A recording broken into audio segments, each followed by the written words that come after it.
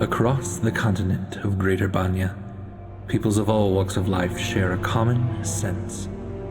The sense that something is approaching. What it is remains a secret to most, but they can feel it. Rumors of sickness spread in the south. A mountain flies in the west. An army of living flame marches through the desert sands, leaving a line of glass as their trodden path. Yes, these are the troubles set to welcome a god into this world. Behelit, the lidless eye, god of the searing light. She approaches and will not be deterred. However, a few know of her coming and prepare.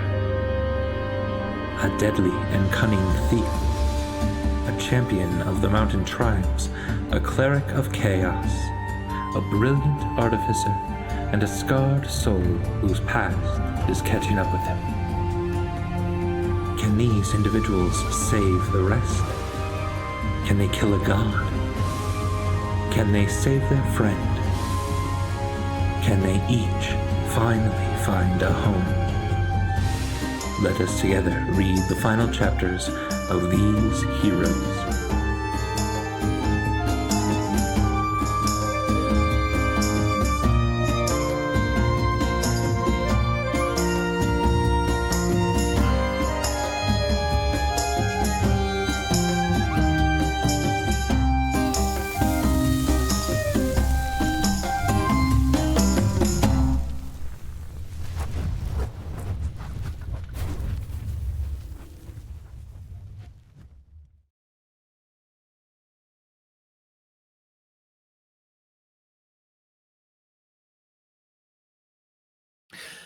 Hello, and welcome to Goats and Dragons, the stream where Help a Goat Gaming plays Dungeons & Dragons, a game of shared storytelling where I confront my friends' parent issues in the game because they keep coming up.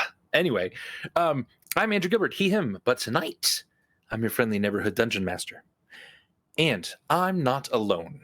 With me, as always, is Galway, playing the Tiefling Sorcerer Charity. Hello, everybody. And Charity's issues with his parents aren't even, like, contextual or subtextual. He's literally about to be killed. My name's Galway, pronouns he, him, or they, them, and I play Caller and Charity the family, whose pronouns are he, him, his. Adam, playing the Halfling Rogue, Burbage Kemp. Hey, everybody. Adam here, pronouns they, them, or he, him. And I play Burbage, whose pronouns are he, him, his. Lovely. Lena, playing the Goliath Barbarian Stormbringer. Hi, I'm Lena, and my pronouns are she, her, and Stormbringer's pronouns are also she, her. Sam, playing the mystical rogue Tiefling Ire. Howdy doody. My name is Sam. I go by both he and they pronouns, and Ire is he and him. Darcy, playing the Tiefling Cleric Hakari. Hey, I'm Darcy, and my pronouns are they, them. I play Hikari, whose pronouns are she, hers. And of course, joining us soon will be Rachel, who's playing the Gnomish Artificer Clem. And when they join, we'll let that all occur. So welcome to a live recording of the podcast Goats and Dragons. We now have 3 podcast feeds that we would love for you to listen to wherever you find your podcasts. There's Helpful Goat Presents, where we play like shorter campaigns, one-shots. That's where the interlocking campaign world of Tyr is sort of housed. We have Dom and Dragons, where we played a 25-episode shorter campaign with the actor Dominic Monaghan from Lord of the Rings. Brilliant and fun, and it was a good time. And of course, this one, Goats and Dragons, that's this 1 to 20th level campaign, and we're getting toward the end. We're at level 18, perhaps soon getting to level 19. Whoo doggy, are things coming to a head in this game. But yeah, and we're affiliate on Twitch, which means you're able to cheer and subscribe to us. And a reminder, if you have Amazon Prime, you also have Prime Gaming, which allows you to, on Twitch, subscribe to someone for free.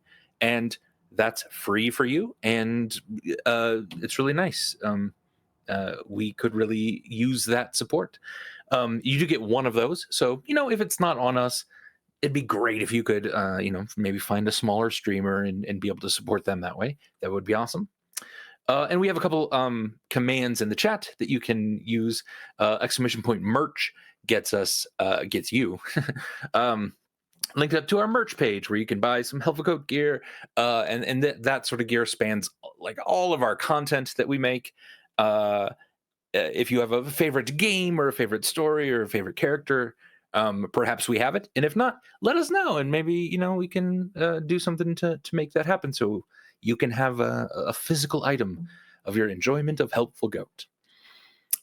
If you type in !KO-FI or coffee, you get a link to our coffee page, and that helps you support us directly. Any money we get goes to the stream and goes to Helpful Goat, and just kind of keeps, we're not huge, but we do have some operating costs, and we try to make sure we pay all of the artists and anything we use. So so that helps us do that.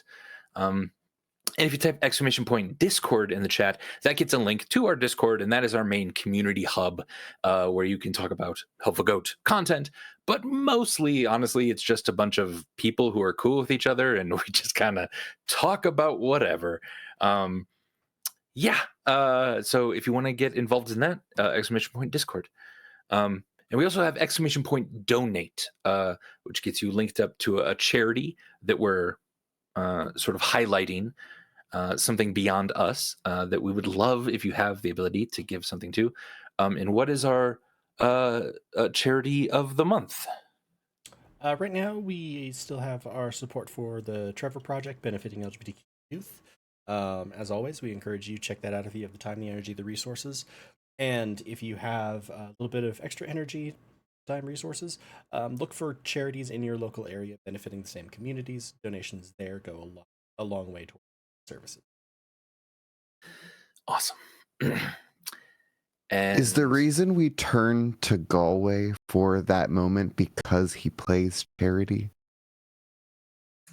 I think that's why we started. I think we started because I was the one who said it, so I was often the one who knew. Okay. Oh, also true. Yeah, yeah, very true. I was the one who knew what the actual tell if it was the command chicken before went the to. egg or not. Yeah, right. Yeah. But also Craig. Yes, Oh, our backup recording. We don't play quite as often as we'd like sometimes, and it's been a little bit. Now recording. So hang in there with us. Thanks, Bear. Best Bear. All right. So last time on Goats and Dragons, the Fates of Ryn, after the family confronted Charity's father, Tom Waite, some wild things happened. Clue became a Tyrannosaurus Rex at the will of Ponway. The High Priestess of Ryn, Lydia Worth, worked with Clem in order to get a few really needed items to actually be able to, seemingly stop Charity's father from doing whatever he's doing. Also, the dwarf inside Clem's head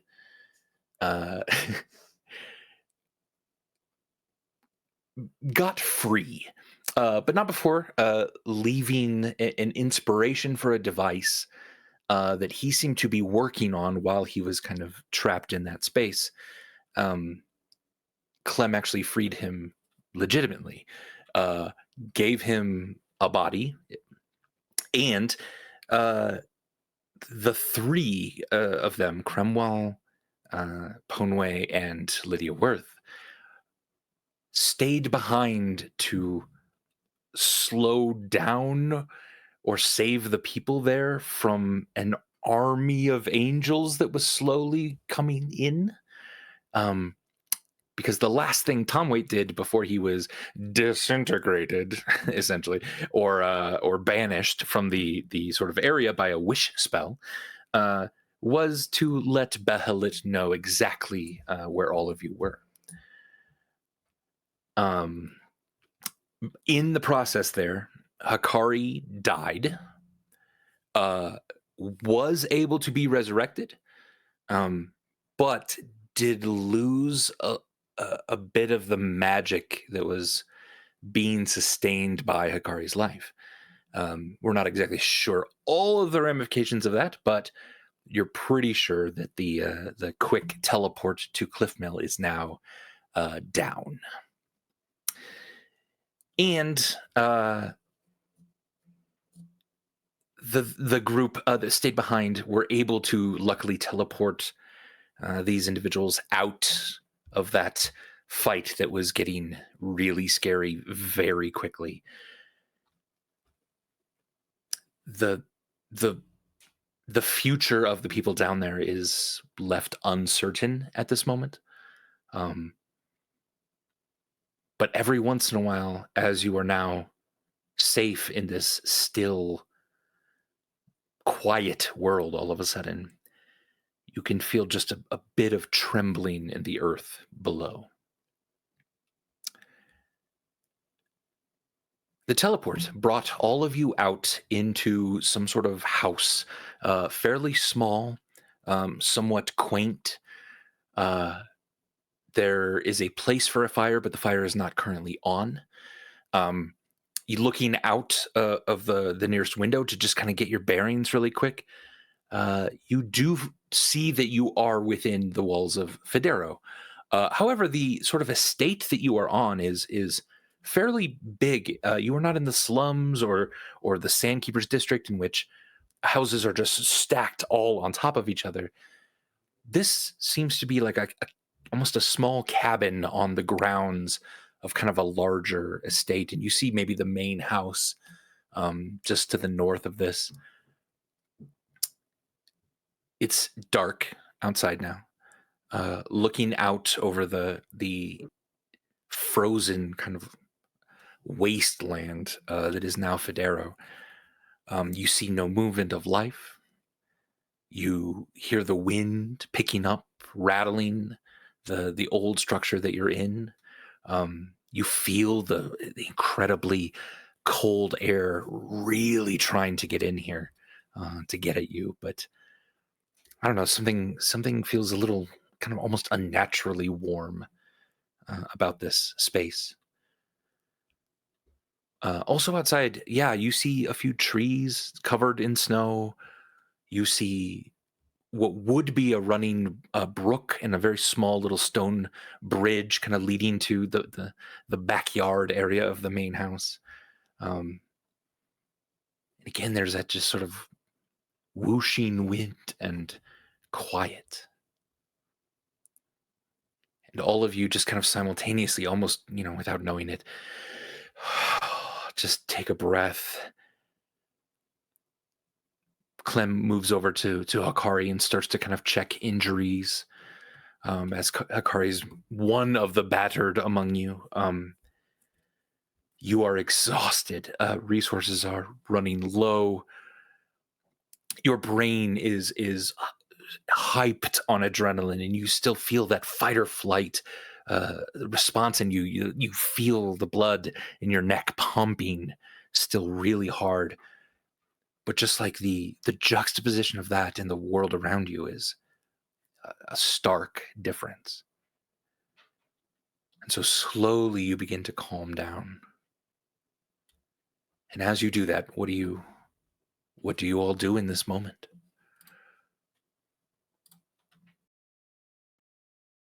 From my knowledge, having lived in Federo, do I have a guess as to where we're located within the city? Based on what I can see out through the windows? Honestly, really the only place with this much kind of land and estate is specifically in the estates of like the high priests of Ryn. This is about as big as the grounds of Ponway's place, but like you would guess maybe it's her place. Yeah. Since she's kind of the one that guided the teleportation. And but that would was make the sense. neighborhood where Ponway's house was prior to us Yeah. and the Red family blowing it the fuck up? Was it the district where the high priest lived? Like, was it an enclave? So we're probably close to that. Yeah, absolutely. Yeah. So, Okay. I can show us on the map real quick.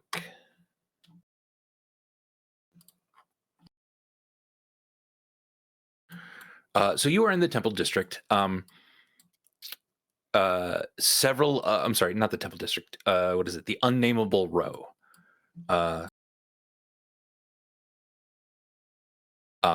These are much larger, estates and grounds, and the high priests of Ryn seem to have a very specifically better dwellings than those around.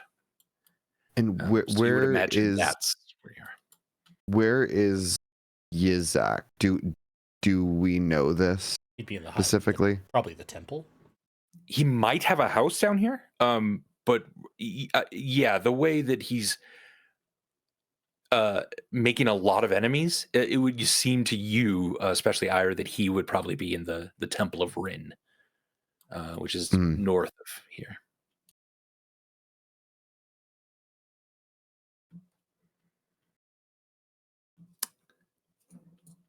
But yeah, So I think all of you are. Charity would probably move to tend to Caloran a little bit, because Caloran wasn't in great shape during any of that. I wonder No, why. Yeah. He's been sort of not stripped entirely naked, but he has very few clothes on. You now see that he is starting to have similar scars to you, but these do not seem caused by the same way, obviously. Almost as if Black Tom was kind of recreating scars that he knows are on you on this man. Caloran, obviously, for if anyone's just joining us, the clone version of Charity 2.0. Can't really call him evil Charity anymore. Less friendly Charity though. Yeah. So legitimately, as you were describing that, I was like about to go, Charity's going to rummage through his bag to see if he has any spare clothes that will fit him, and then I paused and was like, well, they'll fit him. If you have any spare clothes, yes, they will fit. And I do have a couple sets of like spare traveler's clothes, so I'll Cool, yeah. And is Caloran conscious, or is he like? He is at the moment, yeah. Okay. I'll give him Yeah. a couple of healing words as well, just to. Okay. Am I conscious? Yes, and yeah, your wounds. Push the talk. Careful. Oh, sorry. It's okay. So your wounds are being taken care of by Clem mostly. She healed you a decent amount, but now it's more like the bandaging and making sure nothing gets infected, that sort of thing. I take out one of my flasks. I like start rummaging around, like wherever my bag is or wherever, and I just get a flask and while she's bandaging me and start drinking heavily. Okay. Yeah. So you're doing that. 18 Charity's points of healing, and I'm kind of trying to focus on the way we sometimes do, of like if there seems to be something that's particularly disabling, or like you know, like he was having a hard time moving, etc., trying to restore function. Right. You would imagine that there was something sort of going on with his breath. Maybe not quite a collapsed lung, but maybe some fluid in there, and the healing is starting to allow him to breathe much more regularly. He sort of like, if you say that aloud, he'll smile at you and go, "Yeah, that sucked, didn't it?" Yeah, that wasn't great. Why is it always the eyes? Right. All right. Looking around, do I see any of these other buildings look like they have lights in them? Not the main house. You don't see any lights in that or any lights on this estate. You do see some lights. You can see the kind of Temple of Ryn towering over the wall to the north. There's lights there, and in sparse places, kind of across Federo. Okay. As Federo sort of slopes gently down to the sea, you're at a higher elevation up here. Yeah. And it's looking bleak. Like you're having a hard time even seeing like smoke from chimneys and stuff. Do we have a is there a room like we could light a fire that wouldn't light up the house necessarily or the room too much? Or is there already a fire going, etc.? Just want to make sure that we stay warm. Yeah, there's a fireplace. Also, what time of day is it? Just evening, so Okay. probably around 7-ish.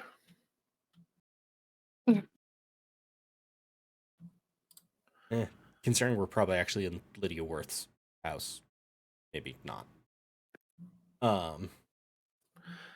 This kind of small cabin has just essentially the one room you're in.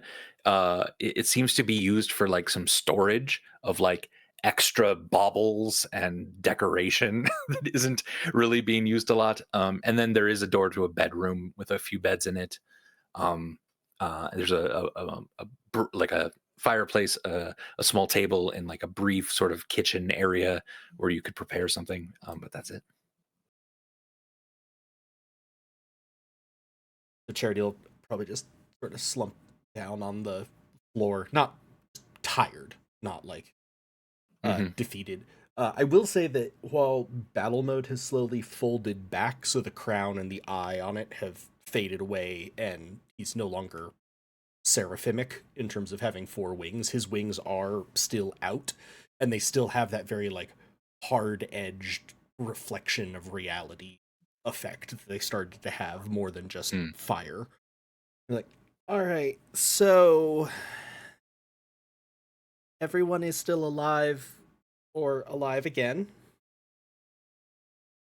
We're out of the tunnels.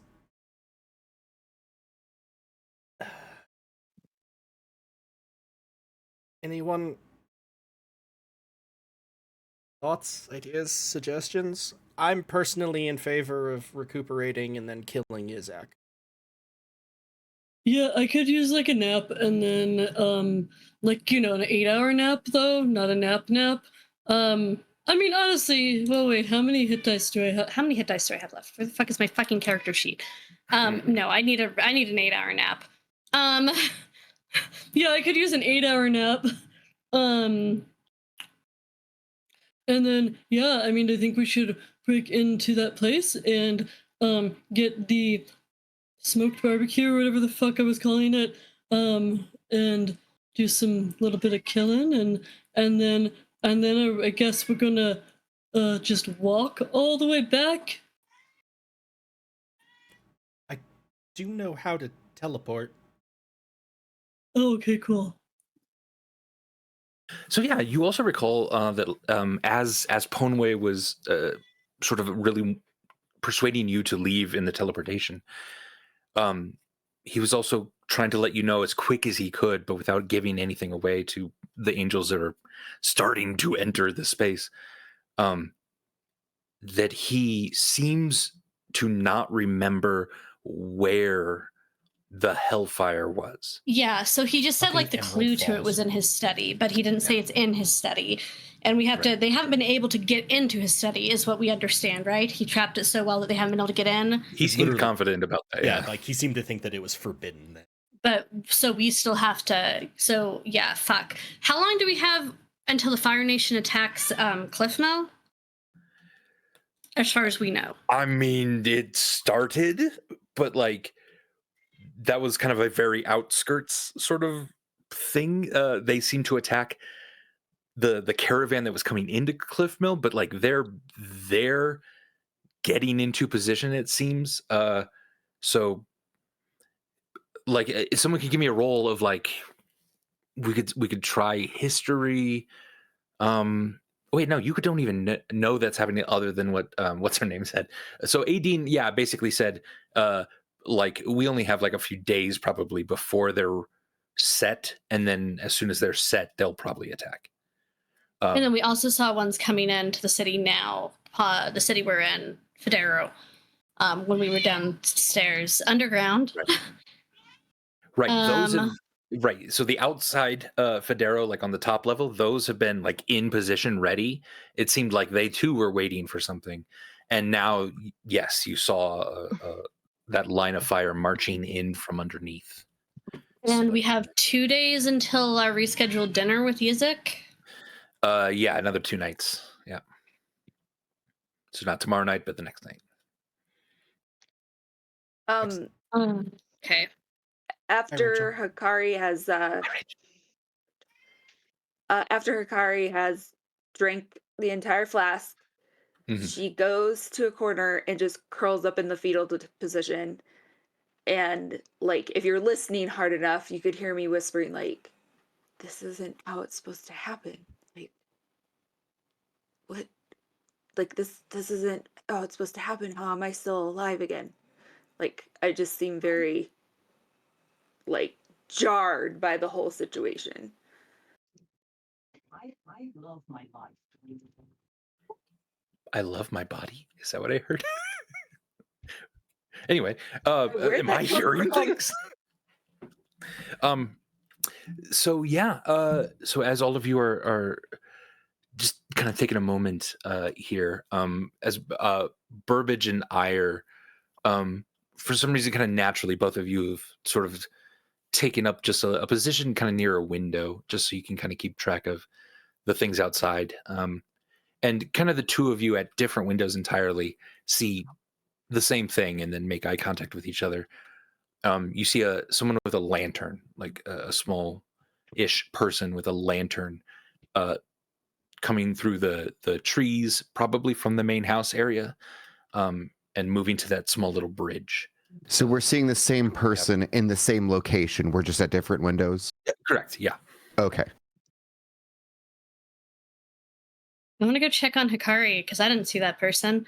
Hey, Hikari. It's okay. We just all die sometimes. I've died a couple of times. I almost didn't come back one time. Like, it's know, okay. I've died thousands of times, and I don't ever come back. I'm supposed to be waking up in like basically as like a baby, like, and not even knowing about my past until I reach like a certain age. So I'm not supposed to be here. That'd be really bad. You'd be really useless as a baby. Babies can't do anything. Hikari, I think maybe just like, I don't know, like I don't understand this metaphysical magical bullshit, right? I just hit things really hard. But like I don't know, like you still have a lot you have to do here. Maybe your gods decided that this time you could live a little longer or something. Like, we need you and not baby you. Yeah, definitely not baby me. I don't know, Stormbringer, there's just something it just feels wrong. Yeah. Do we think they'd hesitate to kill a baby? Can we use that?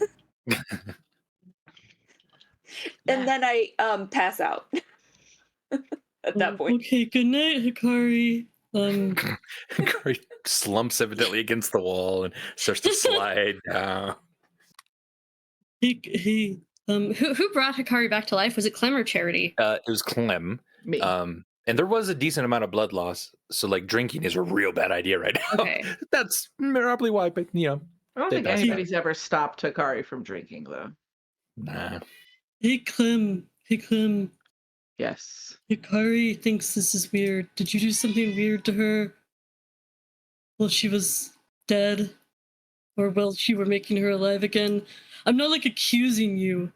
I'm just checking. Did And you I do something weird? things.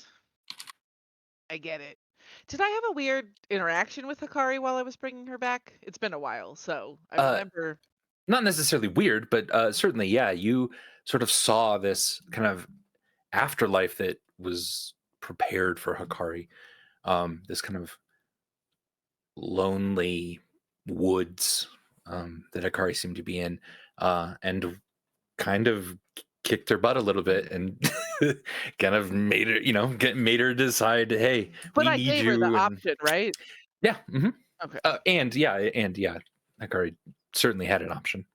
I mean, I think you know that this isn't new to Hikari, the whole dying thing, but the I mean, not she said saying. she's supposed to be a little baby now. Yeah, I think my guess is she usually goes through some big thing and then it happens and she dies and then the resurrection part happens in a different body as a different baby, I guess. But we did chat in her silent woods and about the importance of what we're doing, and she did choose to come back. So I think she might also be struggling with that choice, that it feels off and wrong, but also feels like the right choice, if that makes sense. No. It Valid. makes She was really drunk, so I mean, sometimes I get indigestion when I drink. Oh, that's a really bad idea. She has very little blood in her body. Oh, it's a little late. She's taking and she's having a sleep now, but she had a lot of alcohol. Yeah. Can I like Andy, I is don't know, the lesser restoration or something her? That probably won't help with anything. I think Feel that free. removes the poison condition. It I have would to it open would up sober them up. that might make her sad. She's asleep. She's asleep at the moment. Yeah. Oh, that's true. Andy, as a question, Yeah. because I don't remember, how much does Charity know? We all knew why Hikari was searching for her relics, right? It was to be able to break this cycle Yeah. of coming back. And then she's accomplished that, so now this should be her last life. Seemingly. But like at least yeah. from what we know. Yeah, that was the goal. Yeah. That's at least what I thought would happen. Yeah. So yeah. Charity's just gonna go, time is probably right. Spent millennia questing, trying to end it, trying to be free. And now she chose to come back. Be the right choice, but it doesn't make it a...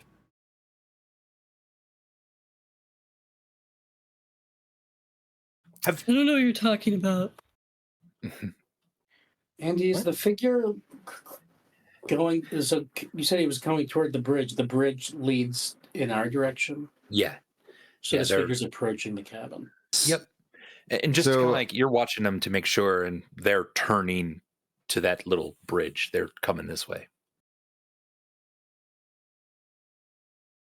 Would it be safe to assume that within like I see in like my inventory I have a burglar's pack, or like also within thieves tools that something in there would be like a spyglass that might, assist with sight, so like, I might be able to like hear long distances, kind of get a glimpse of this guy. Ooh, there's a small sort of thing that can fit on your ear that would allow you to hear a little bit better. But we don't have it. Yeah, you have a magnifying glass, which technically would make the image a little closer, but like nonsense. But At this rate. optics haven't really been explored yet. Well, there are spyglasses. They're very expensive. They're Yeah. they're like Oh, okay. 1,000 gold pieces or something. Very good. Okay. Or would you certainly interrupt the group's conversation to alert them that somebody's approaching? Oh fuck. Okay, Stormbringer's gonna put herself between the door and the party. Is it nighttime? I can't remember. Or is it daytime? Evening. Evening. Yep. Evening. Does Okay, it look like they're like in a hurry, or are they just kind of like moseying about with their lantern? Um, uh, Probably a little bit. Their gait seems like maybe they're short, and that getting through the snow is kind of hard. So like, it does seem like they're kind of bouncing and trying to go as quick as they can. But that they're not running or sprinting or anything like But that. walking maybe purposively instead of Certainly. Yeah. just like, oh, grounds, let's generally look around. It looks like they are trying to get somewhere, probably here. Indeed. Y'all should get the fuck away from the windows too. Like they just stop standing silhouetted in the windows. Maybe get down a little. There's no light in here right now, but yeah. Still get down and then I'll block the door and we'll just kill this person real quick. Then we can go to sleep. well, let's wait. What? Should we just kill a person that we don't like? That seems like a bad choice. I have had a day, okay? Maybe this guy's had a day. Y'all just let me kill somebody for once. Just for once, to protect the party without examining whether they're actually evil and whether they actually should die and whether they're actually against us and whether they're actually gonna hurt us. What if he's just bringing cookies?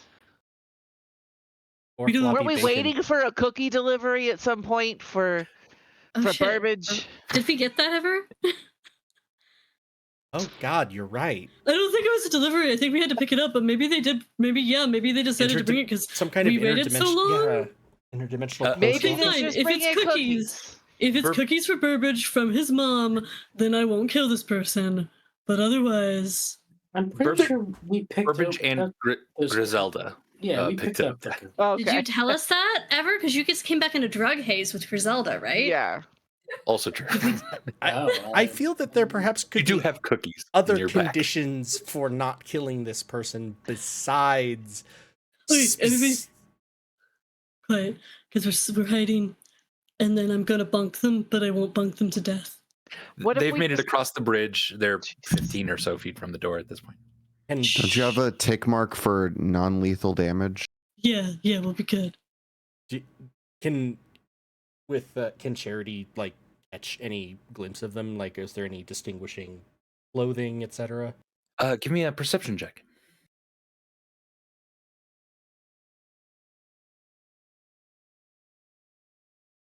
No, perception isn't a spell. I just instantly clicked No. over to my spell list. Are they within 30 feet of me or no? Yes. Can I detect thoughts? Sure. 19 perception. After all this, sorry. Yeah, no, you're good.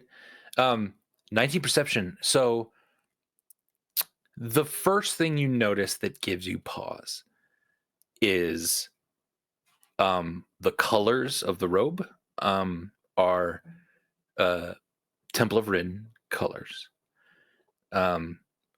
The staff that holds the lantern as they're walking has a symbol on top that is the symbol of a high priest of Ryn.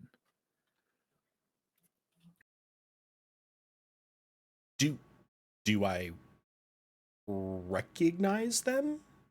The hooded cloak, short stature. When you say short stature, do you mean like halfling, Probably halfling, like halfling gnome dwarf? I just wanted to make Yeah, sure, yeah. like we weren't just saying like this is a short human. Sure. Yeah. Andy, I'm probably. in position to hit them with my glaive as soon as they open the door, non-lethally. Okay. Do I I will detect thoughts after Galway. After do I remember Charity's any done. of the high priests who were of any of the shorter races? 'Cause there aren't that many of them, right? Yeah, there was like 9. There is Lydia Worth. There was another dwarf. And those were the only 2 actually. And the other dwarf, who's named Aklu, you don't ever remember him being mean or like hyper aggressive, or like he probably wouldn't side with Yizek. But that's also weird then that everyone who doesn't side with Yizak is often ousted pretty quickly. So like, it feels weird. So yeah, that is that. The thoughts that you immediately get at surface level, Okay. are it's impossible for these brownies to remain warm in this cold. And then you hear, oh, hello.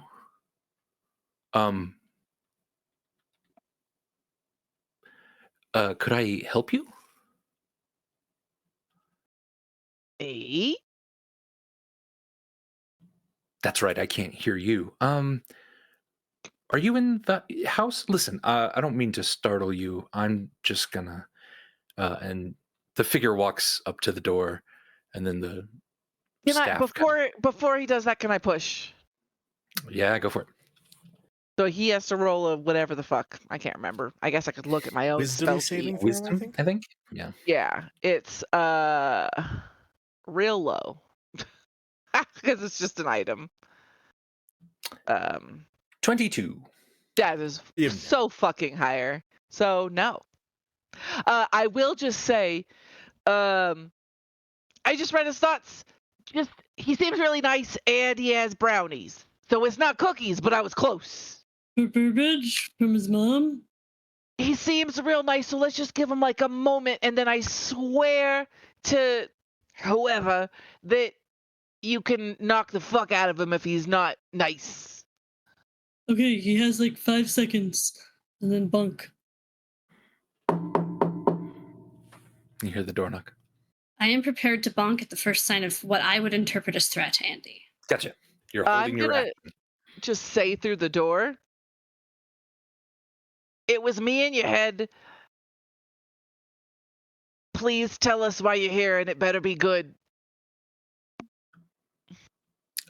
Well, I'm here to sort of check why you are here, really. Might I come in? Do you mean any harm? I don't think so. Are Unless those you brownies do? for us? They are. Then yes, you may come in. Lydia sent me, if that's of any consequence. You could have fucking like led with that. I don't know how close you are with Lydia. How do I feel She's about like, Lydia? I'm sent like us? this with her, like so tight. Holding up my fingers, but you can't see me. She seemed guarded a little bit with the information, but to put you more at ease, she tried it out, is how you kind of read that. But it didn't through the door. necessarily feel like a fabrication outright, or I didn't detect. Like, also because I figure malice. Yeah, because like Clem literally asked, like, "Are you here to do something harmful?" kind of thing. Of like, I don't feel necessarily anything right now. Of oh yeah, they definitely are. Indeed. So if Stormbringer is opening the door or allowing the door to open, I will say that I'm allowing the door to open. I'm prepared to bonk still. Just in I'll case. open the door. Yeah. I'm also very prepared to counterspell. Gotcha. Yeah. You open the door. She kind of you see just kind of a slightly long nose, a bit of a wrinkly chin, and wrinkly lips underneath the sort of cowl. And as you open the door, she'll pull that down as she tries to step in. At least, I'm gonna say we're a little bit tense, so be real calm and slow. She looks around and she sees, like, yeah, everyone just like really paying We've attention, had really ready. a fucking day. Yeah, Burbage probably has like a hand near a sword, and then they see Hikari slumped with a bottle in the corner, and they very slowly, yes, and as she removes the cowl, you see a younger version of Lydia Worth. Also, just really briefly, Yeah. I do have lesser restoration, so I would have lesser restored Hikari. It is a Great. Okay. trait. It was a trait of my class. I was just trying to find it. We were talking. So just beforehand, So Hikari it's is not a asleep, spell, but no but sure. longer. Yes, Gotcha. no longer drunk and in danger of all that. So anyway, Awesome. continue. Awesome. And she slowly kind of steps in, and she does have a small kind of package. It looks like a tray that she knows. It seemingly knows where everything is in this place, and kind of while she's watching the rest of you, slowly goes and puts that over on the counter in the kitchen. Yes, it seems like everyone's a bit tense. Might I ask what happened? Why are you here? Charity's gonna sort of look at her. From what Charity knew, Lydia Worth was a vampire, correct? Correct. And this woman seems like a younger version of Lydia? She definitely looks that way, yeah. Okay. Why do you look like Lydia, I don't know, like 100 years ago? Or something, like, appropriate amount of time. Oh, sure. That I understand. That can be confusing. And as she's kind of scanning everyone, she sees you. She sees Caloran. And she goes, "Oh, something like that."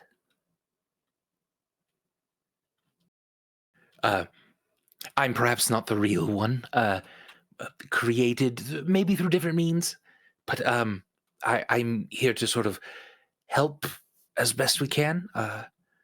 Don't tell anyone, but I've been on the council for a while now. That they thought she just got a good skin treatment and didn't ask too many questions. And I've been watching over the house since she's been doing her work with the people. Okay, fair enough. You two aren't trying to kill each other? No, we settled that a long time ago. That's the secret, really. As long as if you break it and you actually do kill each other, or you work it out, then it seems to work pretty well. Good news, Charity will say, looking at Caloran. He kind of. Okay. Do I know who Lydia is? She looks a lot like the woman who helped you with those iron, like But metal. that's my only interaction with her. Is the person? Yeah, she's the woman that was down below, and just a younger version of slightly that. younger. Yeah. Okay, thank you. But she's looking, at the rest of you. So you are, in some way, shape, or form, a version of Lydia, and you've been attending to matters on the surface while Lydia has been completing her work below ground. If that makes sense to you, I'm afraid that's all I want to say about it. But yes, of course, that's what's happening.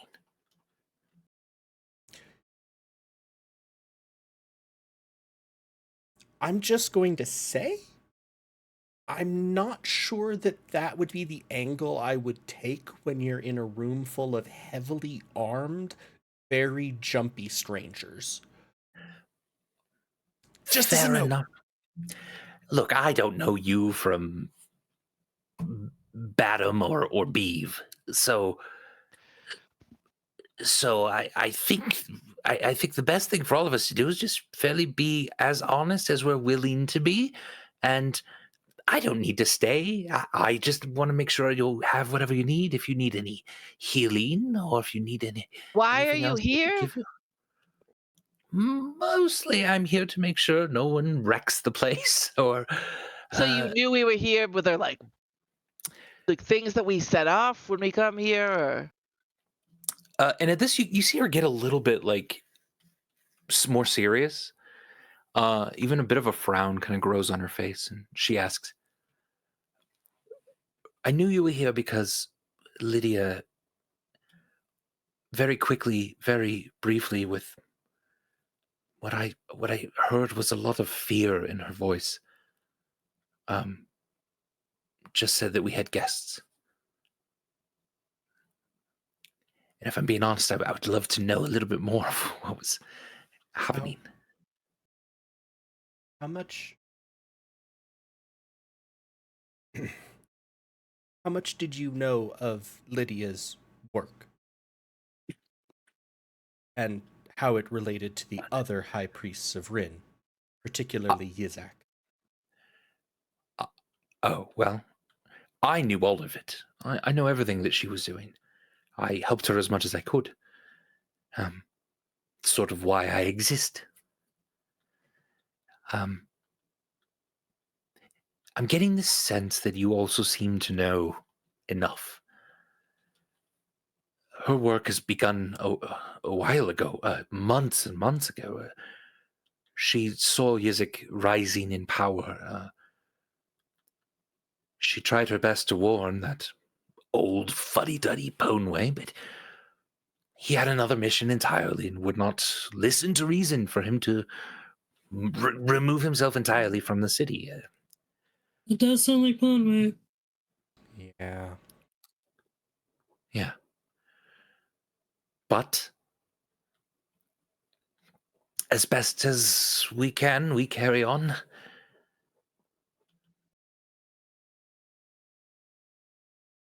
How familiar were you with... Allow me to go back. From what I understand, Conway and Lydia were both working on, yes, different quests, but similar aims of trying to protect the people of the city, just with slightly different means. Charity's gonna look at the snow and shudder.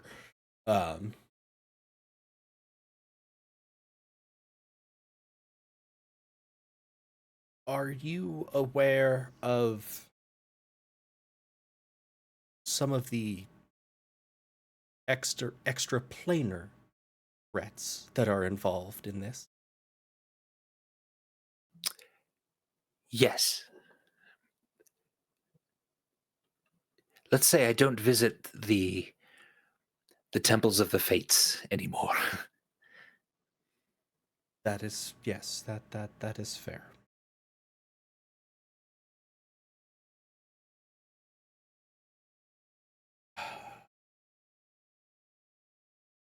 Charity will hold up. Pardon, I just wish to consult with my family quickly. And Charity's going to open a party line and be like, should I tell her what occurred down there? I am not always the best judge of Rachel? character. What? We only got part of that. Can you not hear me? I can Yeah, hear we you. can. I could hear. Yeah, That was the. I think Weird. We didn't hear Lena the first get part. part of it. Oh, No, okay. I wasn't. No, I wasn't. Whatever. Anyway. I am not usually the best judge of character, but I think that she seems nice and helpful, and I think that it could be useful and also kind to tell her what went on. We can use all the allies we can get, also.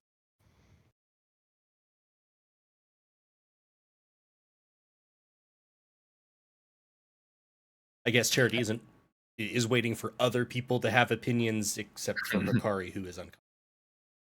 I don't care. I can kill her if I need to. Fair enough. Ira, what are you thinking right now? Like your surface level thoughts, let's say? Ire's surface level thoughts? Yeah. Ire's surface level thoughts are about maybe when we talk to her, we should leave out the part about patricide. Okay. That's interesting. You hear her go, whew, patricide. And she knows what's sort of going on, so she kind of is leaving you politely to do it. Talk to each other in your minds. Yeah. And she's kind of busying herself, like finding some plates for the brownies and stuff. And Charity wasn't particularly trying to be subtle. It was more of a convenience thing. Yeah. That's why he even was like, we're going to talk for a sec. Totally. Charity will sort of in pursuit of aims allied with Ponway and Lydia's. We were in the ruins underneath the city. There, we ran across some rot trolls. By some, I mean an enormous I number. hate those. Yeah, they're not great. In the process, we were helped by a very nice young man who was working with Lydia. Took us to her.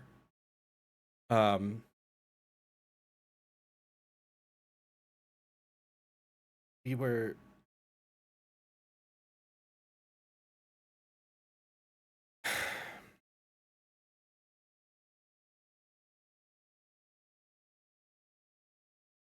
through.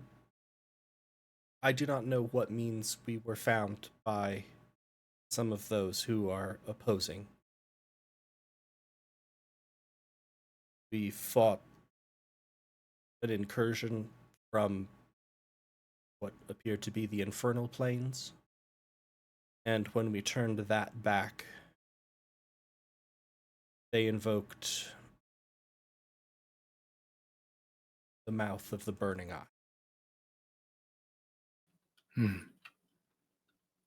Mouth of Sauron? The hell it is the burning eye. She's Wild. found them then. Oh Yes. dear.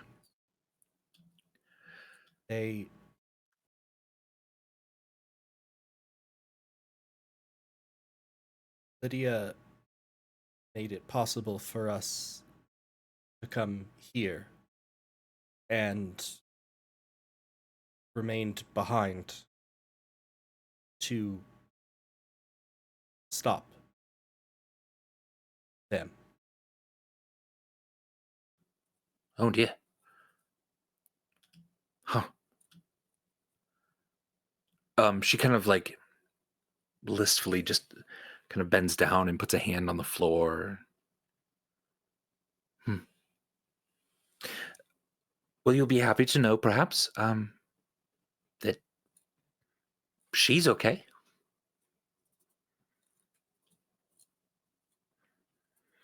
You have a connection with her? On the most fundamental level, yes.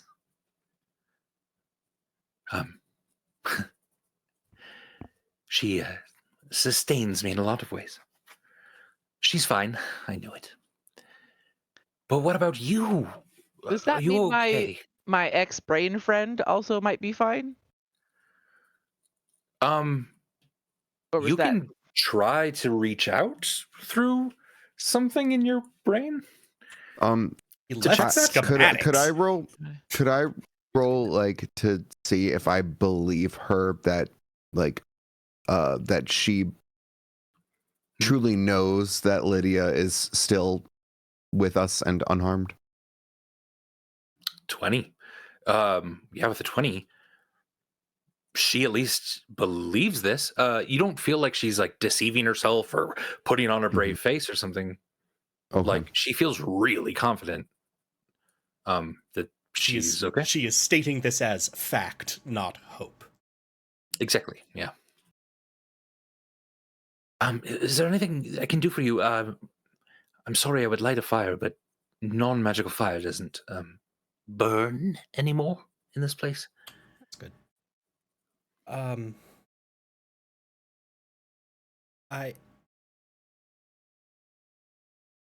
As I mentioned, we have been engaged in errands aligned with the interests of Ponway and Lydia, to which end we have been spending much of our time running from Yazak and his henchmen while inside the city. Well, Yes. some running, some murdering.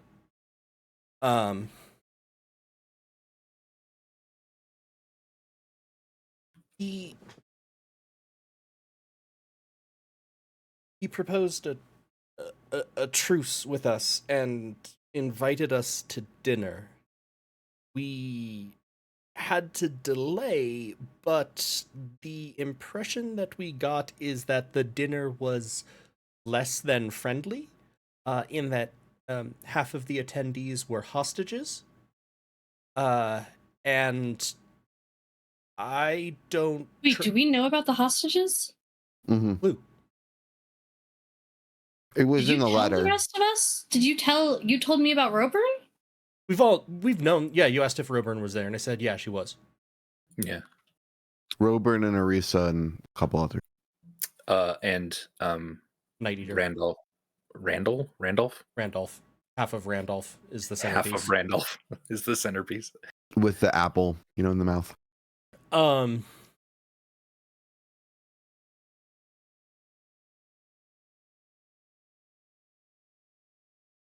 I don't trust Yizek as far as I can throw the giant book that is chained to his back.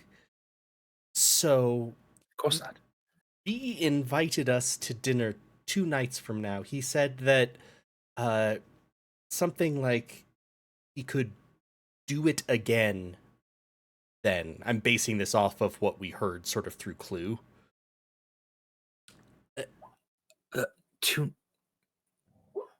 The ley line solstices. This is helpful. One of them just happened, and then there'll be another one in a couple days, and then another one in like a week. Why did he? I'm not exactly sure. Can you tell me anything else? He seemed very much wanted us to go to this dinner without causing a fuss. He was willing to call an entire truce. Like, entirely. He was not attempting to capture us and force us there. He wanted us to come voluntarily as can be involved when there are hostages. But again, something of our own free will going seemed to be probably important about it. I don't think he had good intentions for us based on a bit of reconnaissance we were able to do on the night of the initially proposed dinner, and the sheer amount of spells and guards and horrifying centerpieces that were involved. This is very, very strange. I can think of several things that he would need you to be there for on that night, and none of them are good. Isaac. Interesting. If you are healthy and fine, I should probably go and... Her clothes drop to the floor. She's gone. Like Obi-Wan. Does that mean that Lydia died? I guess I could ask that as Clem. Does that mean that Lydia just died?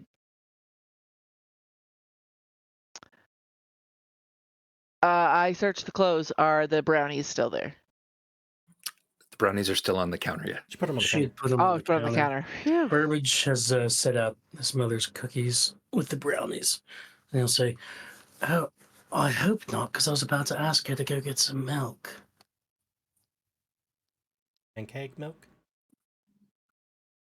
No, I think I learned my lesson about pancake milk. That represents growth. Proud of you. That's season 3, Do y'all ever feel like all we do is like leave death and destruction in our wake, and like everybody who tries to help us or ally with us or be our friend or care about us or who we care about ends up dead?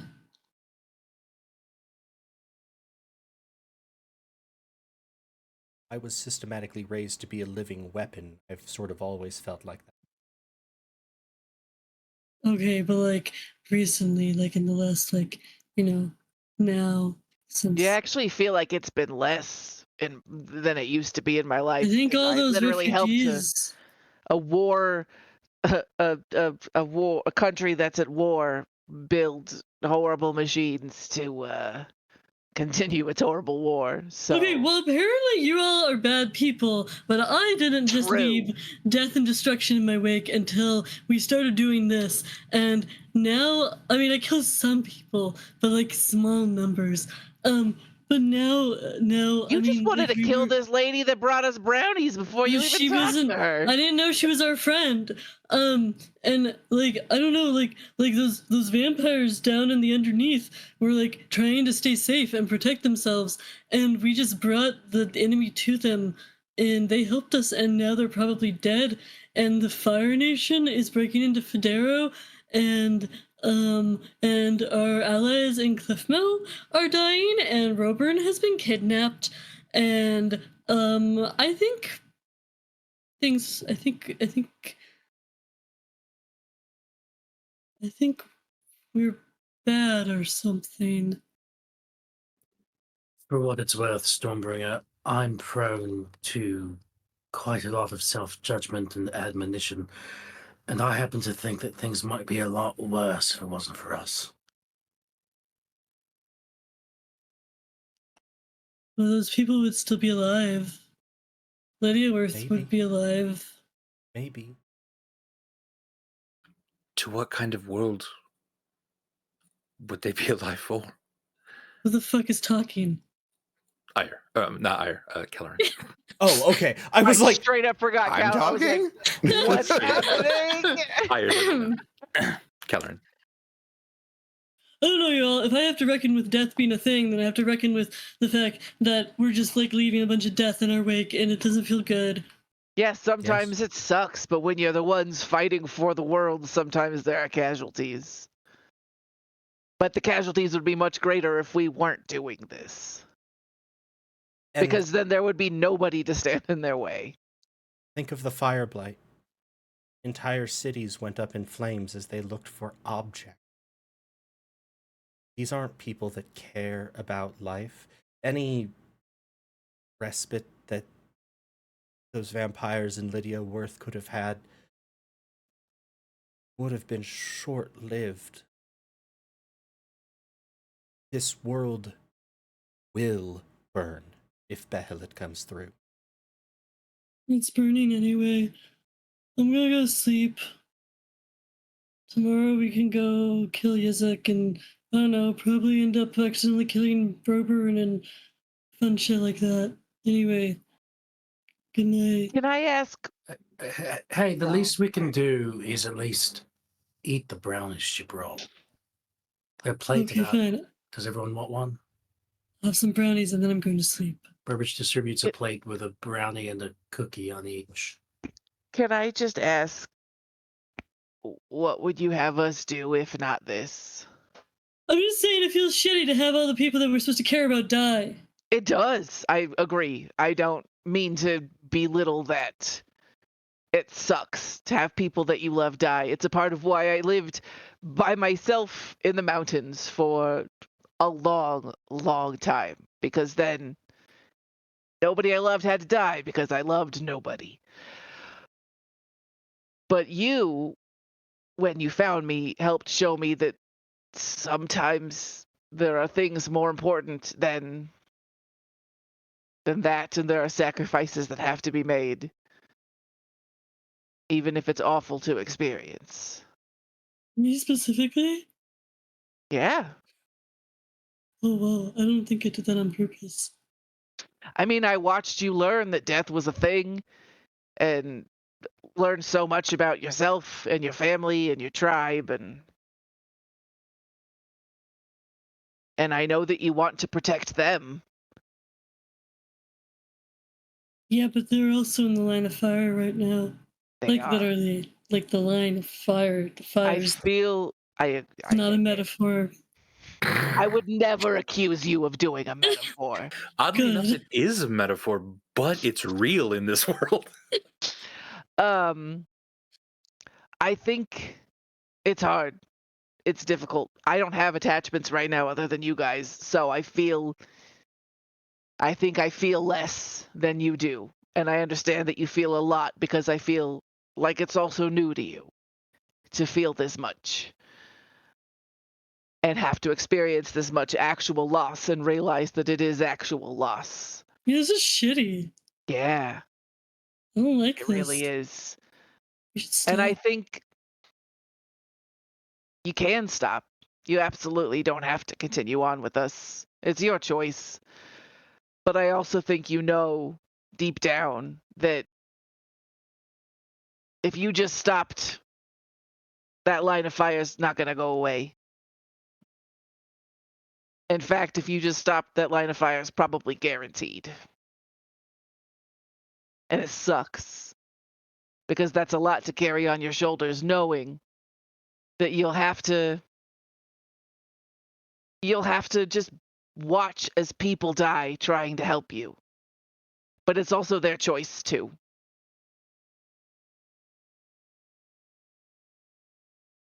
Clem, maybe it's the inner sight you had into Hikari, but like the words you just said in comfort of Stormbringer sort of trigger also a thought of Hikari sees the people she loves die every single life and can't do anything about it. No wonder she passes out every chance she gets at alcohol, and maybe even more sadly, why her afterlife was alone in the woods. And maybe there's something there that she chose to not remain there, kind of like you did.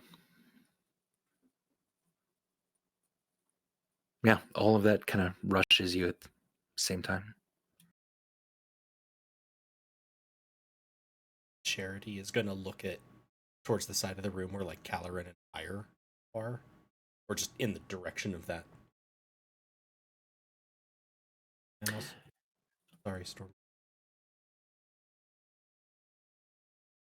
Fear of losing connection.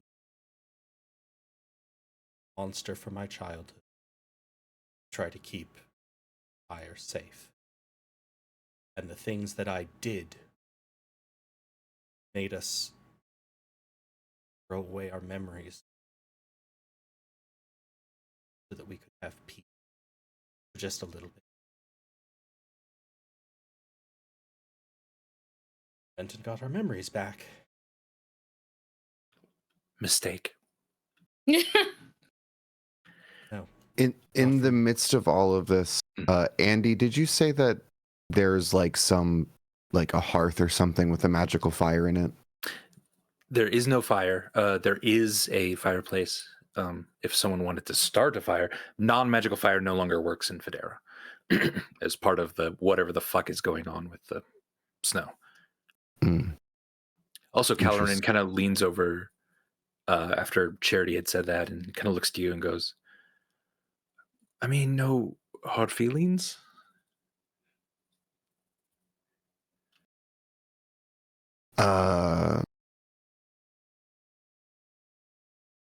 Ire kind of like freezes up.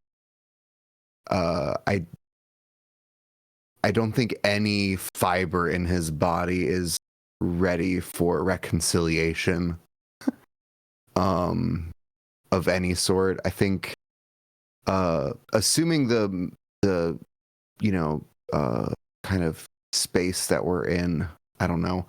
There's not really much room to pace, but I think that's all Ire can do right now. Just kind of walk and I think you hear Caloran then under his breath kind of go, yeah, that's the right response. I think Ire's going to kind of focus his thoughts on that Doom Lily song and just kind of hum it to himself while he's walking. Interesting.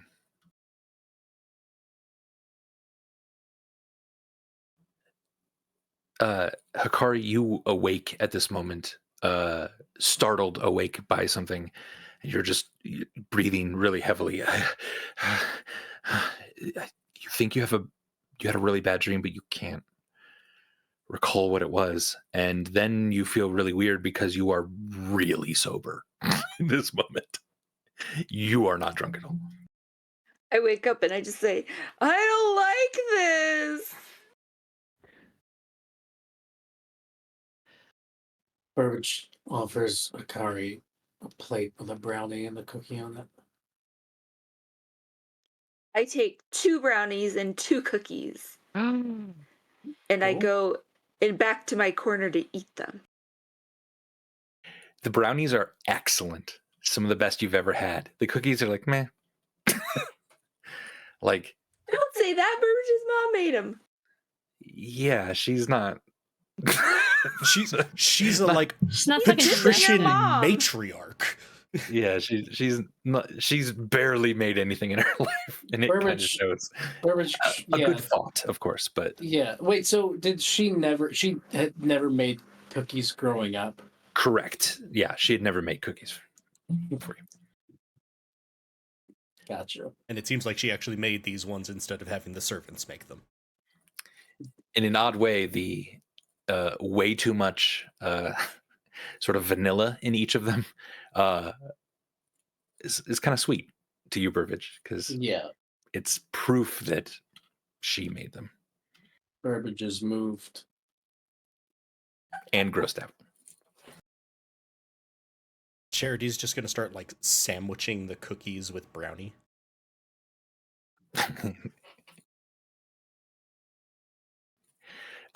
Kelleran walks over to you, Stormbringer, as you're kind of contemplating and not pouting, I guess, but dealing with some of your inner demons here. And he kind of goes, "Hey, do you have like an extra weapon on you?" Like, Ire's been giving me eyes all night, and I have nothing. Like, I see you got like a bunch of weapons. Do you have like? Can I borrow your axe? Dude, I have tons of weapons, but we didn't like end things on good terms. Like the only reason I didn't kill you was because Charity was like, "Oh, I love Kelleran. I guess he's gonna be good now." And I was like, "Oh, I told people I'd stop killing people for some reason. I don't know why I did that." Like, you're a dick. Yes. And what if I promised not to use it on you? Who are you gonna use it on? My enemies. Who? Okay, you can't use it on anybody who's in this room right now. Mostly my father, because he's gonna show up again. Sure, but you can't use it on anybody who's in this room right now, Fair. None of you, of course. including Ire Including Ire and Charity. and Charity. Okay, and Burbage. You tried to kill Burbage. I mean, I tried to kill all of you, but like, Yeah, you're an asshole. I am a very confused person. Yeah, well, I don't understand that. Yeah, okay, you can have, let's see, you can have this non-magical battle axe, and here's a non-magical great axe. And Could I have the magical one you have? The golden no, one? I used that. Oh, Charity's just to like for a little bit. I use it.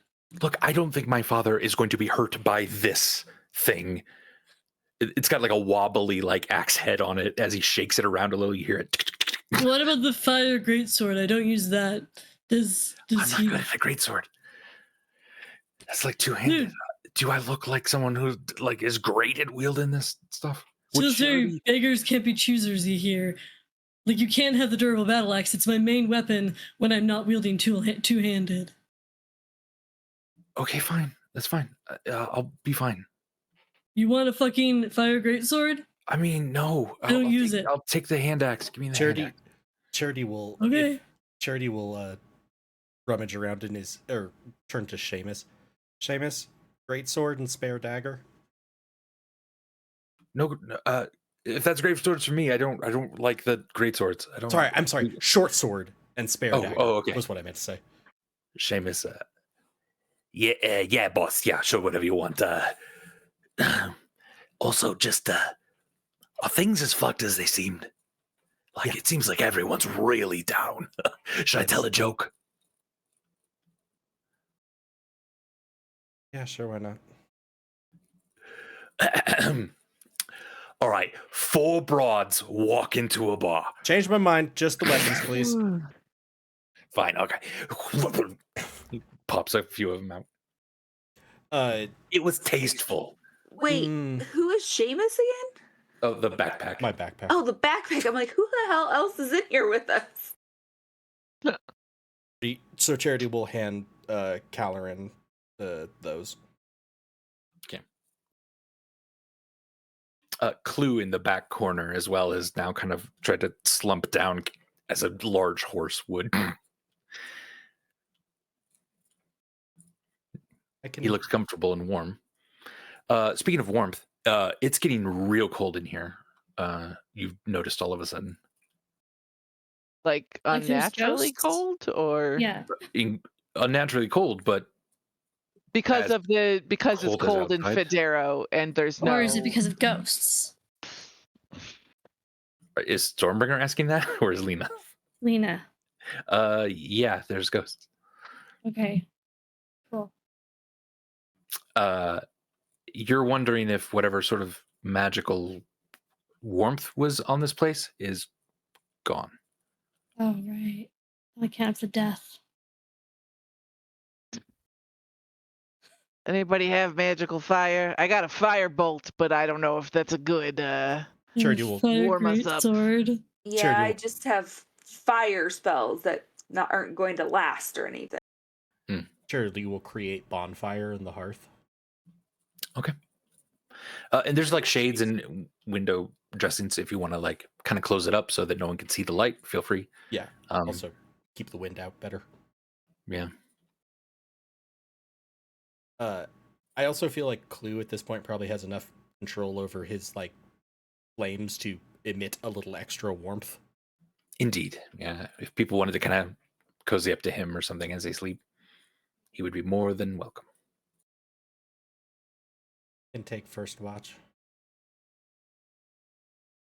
Okay. Can I Yeah. spend some time, Mhm. reading my wisdom book? Sure. Is there like a plan to get up at a specific time tomorrow? You don't like, or how late? Yeah, would just you whatever like to free try to stay time up? we have, I'd like to do. Okay. Yeah, I mean it's about 7 right now. If you read for a few hours, 3 or 4 hours, you'd still get to bed at a decent point if like you don't have to get up like super early. Okay, I'll read for 4 hours. Okay. What are you reading? A book that will increase my wisdom score if I can Is it the- actually find time to read it. Is it the Tome of Understanding? I do not remember. Yes. Oh, thank so. God. So Burbage gave it to you at some point. Yes. Yes. Oh my God, thank. Okay, I'm removing it from my inventory so I can stop worrying about it. Yeah, I just wrote Tome of Wisdom in mine, Yeah, but that's fine. yeah.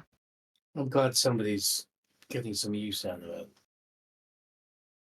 I could take some more wisdom for sure. Anything else before you turn in for the evening?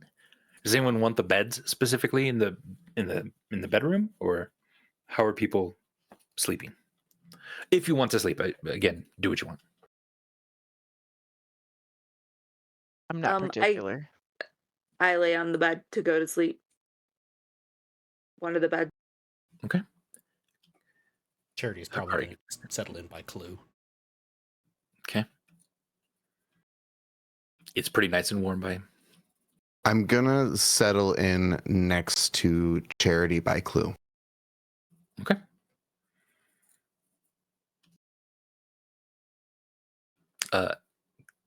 Caloran sort of goes, if no one else is taking the other bed, I'll take that.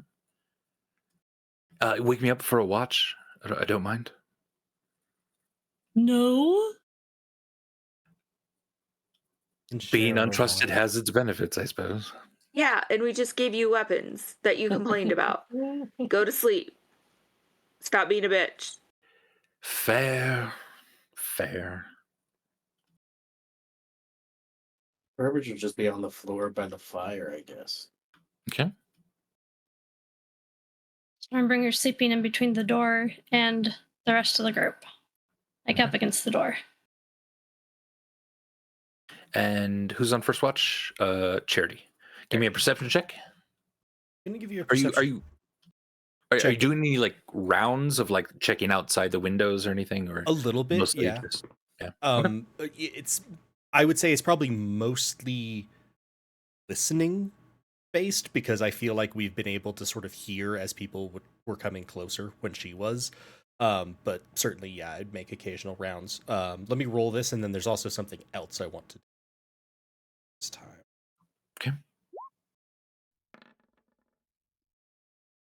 This actually I would guidance. Mm-hmm. 13. Okay. Extremely long day. You're doing as best you can, and your attention is constantly being drawn away from looking out for more dangers and into the people around you and what still needs to happen. Probably also this. Mm-hmm. When I met Ryn, she gave me a locket that encapsulated part of her power, but she said also had an image of one of my ancestors, Mm-hmm. and that I could open it when I wanted to know that. Mm-hmm. I didn't get the sense when she said that like my ability to cast Wish would go away if I opened it or anything, right? You didn't get that sense, no. Like No. it wasn't I abandon the power if I open this. This was genuinely like I'm providing you with power and also this information. Yeah. So I just looked at my baby monitor, and I'm pretty Mm-hmm. sure that I see an asleep Marlowe and a diaper on the floor. So I'll be back Okay, you do while your I thing. just go check that. Wish me luck. Have fun. Good luck.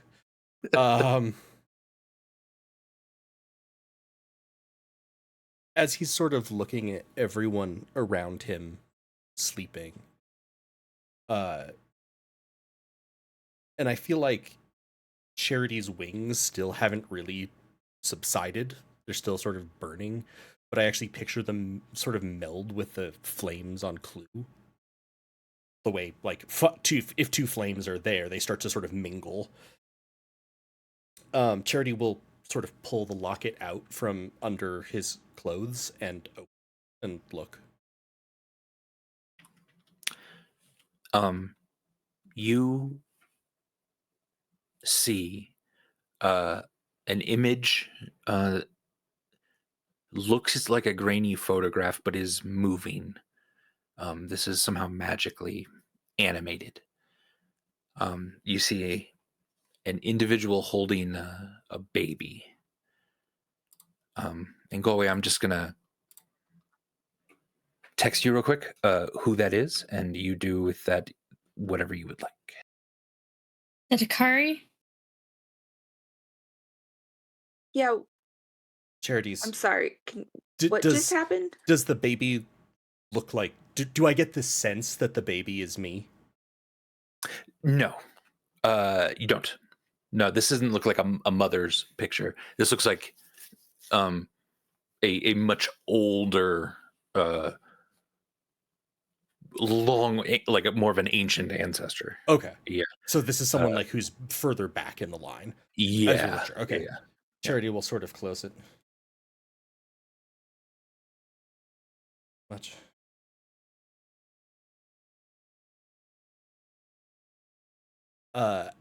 As Charity comes to the last sort of parts of his rounds, he'll. You said the beds are in sort of a separate alcove part of the room, right? Mhm. He'll sort of go in look at Caloran, who I imagine is sleeping somewhat fitfully and twitchily the way they normally do. And Charity will sort of reach down and pull the blanket up so it's sits better on Hikari. Mm-hmm. Explains a lot.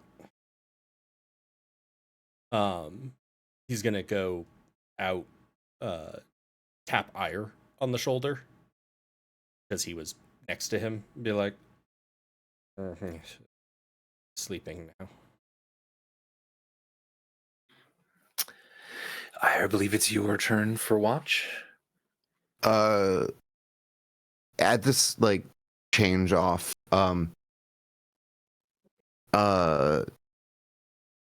you would have noticed that Ire was not really sleeping at all. In fact, upon closer inspection after tap scene, that I am in fact holding onto the sword that was our father, briefly. You were the sword. I was the dagger. What he used to say. We were his weapon. Had no use. And today,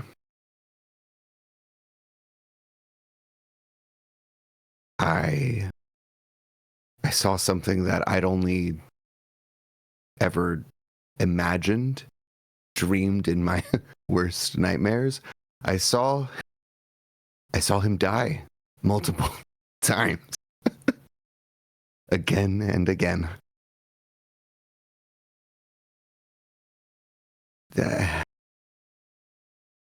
I should be haunted by that, right?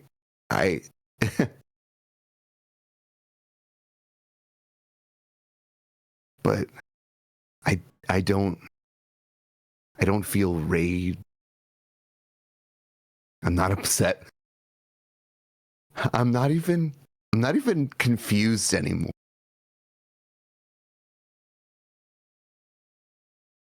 To be truthful and honest, Charity, all I feel right now is pathetic. All I know is I am pathetic. Can't do anything meaningful or helpful. The only reason I'm alive and here right now is because this squad with a major death wish decided to break me out.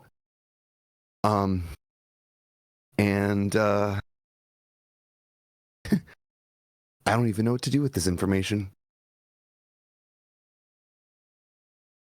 And you're here is because grave dangers that leaves you feeling can't do it. The only reason I'm alive, that same death wish broke into a town occupied by a demon, killed their way to me, revived me.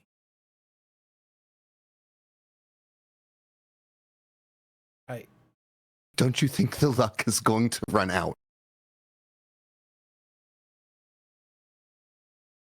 But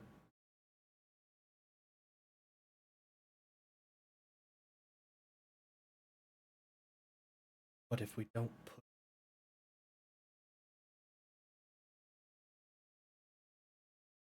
Black Tom raised us to be weapons. He raised us to trust no one. That he's confused that we betrayed him at any. That's of all the things in the worst part of mortal nature that Black Tom right about. One thing that he was very fundamental about,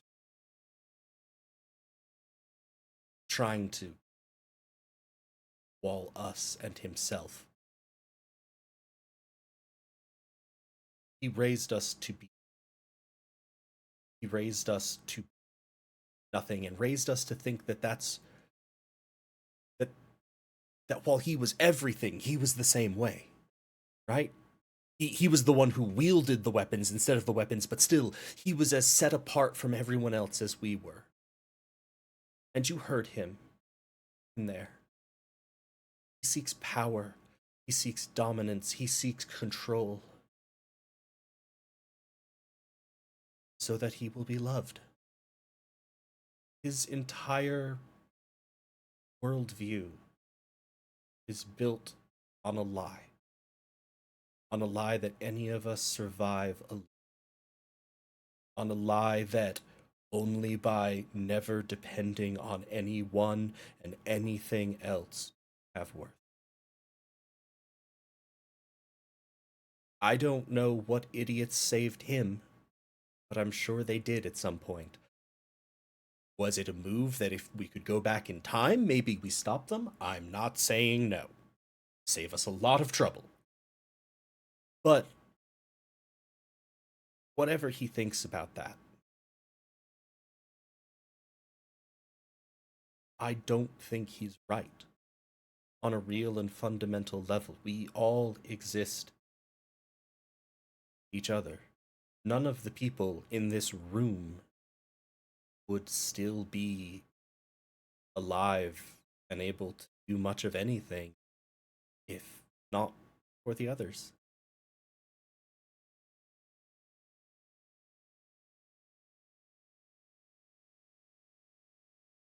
What Behelit brings, she doesn't think she's evil. What she is bringing is fundamentally antithetical to being a mortal. We don't live in perfect order. Not some mechanistic fire. We're ugly and messy and screw up. And Charity is trying really hard not to just look directly at Burbage during this. But that is what it means to be alive. People have taught me. I tried to atone by being perfect. That isn't possible. What it is worth, Ire, Ireland, brother, do not think useless. Do not think Arisa thinks you. Do not think she will think you're useless when we break in and absolutely kill the ever-loving fuck out of Yizek. Don't think that you or she or the other people around you will hopefully can live out the rest of the days of your life. I never in all of Hikari's life would have thought that those words would be coming your mouth.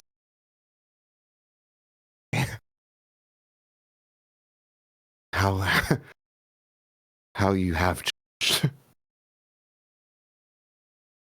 Have. And every day I hope it's better. Every day I hope it tones a little. Died at the sound of Hope. Why? There's this part of me that I feel like for so long was constantly wiped out, constantly beaten out. And that was that hope, right? But why do you care to do all of this? How do you care amidst the hopelessness?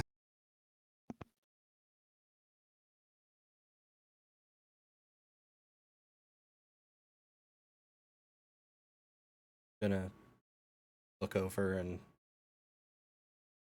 hopefully this isn't a incorrect scene setting or out of line, but to where Burbage is like holding the box of cookies from his mother as he's sleeping,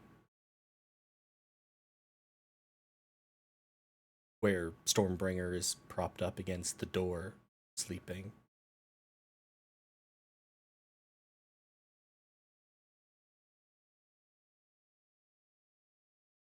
I still care because there's things. There are people suffer. Charity will sort of point in the direction of the Sandkeeper's quarters. There are good people who lived in the Sandkeeper. Their lives were hard and miserable. And when I treated their children for illnesses, they would bring me food that they could barely afford. Not as payment, but as thanks. The world is filled with plenty of bad people. Most usually not as bad as Black Tom, but there are plenty of bad people. And there's plenty of really wonderful.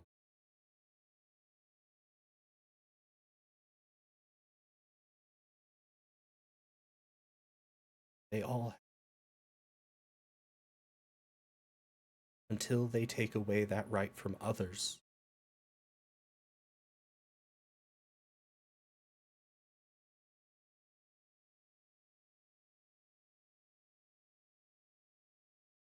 My hope is for the child in the Sandkeeper's Court to discover some wonderful new secret, or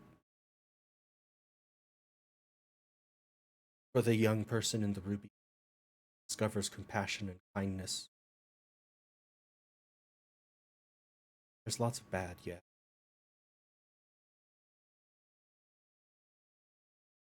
There's change. You said it yourself. I'm very different. That's what I pin my hopes on. That I can keep being a better person.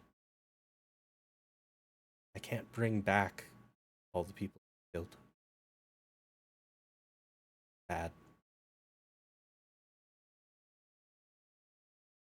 All I can do is one foot in front of the other. Try to make life better. People generally. Myself in that. When he says I include myself in that, the door to the bedroom opens. And a fairly sleepy-eyed Charity or Calorin with a large blanket now wrapped around him kind of stumbles out into the kitchen. He kind of looks over at the two of you and he grabs a couple more brownies and kind of waddles back into the bedroom and shuts the door. For most people, it's not that literal. But yes.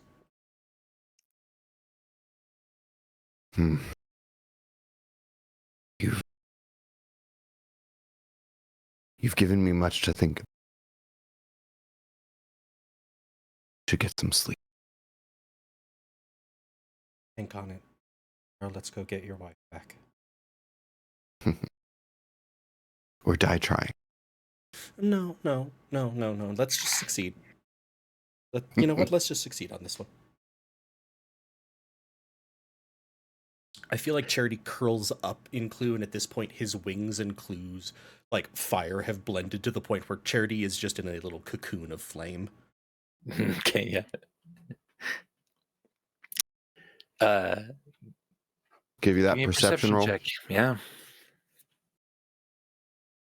Shouldn't have been with advantage, so my bad. Got a 12. 12. Oh. The night is very still.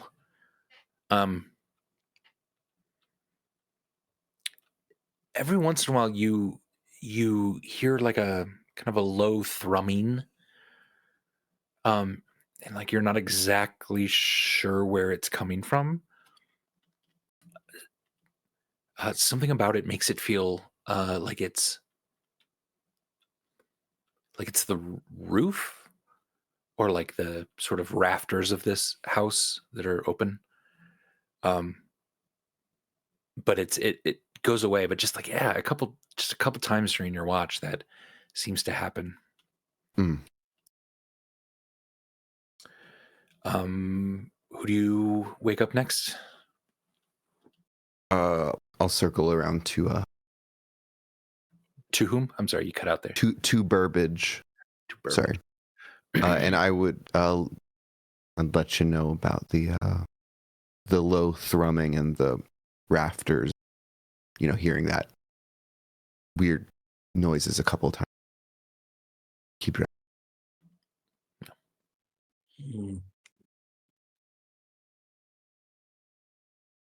Low thrumming.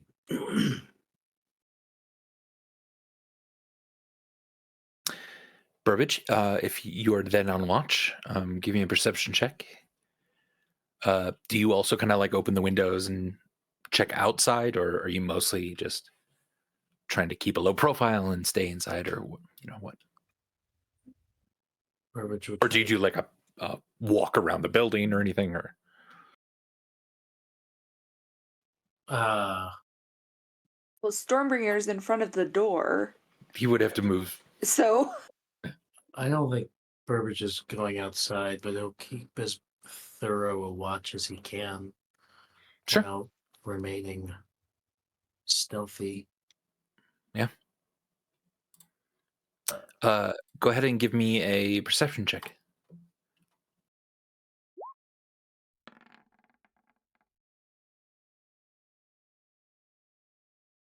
$26. 26 is very good.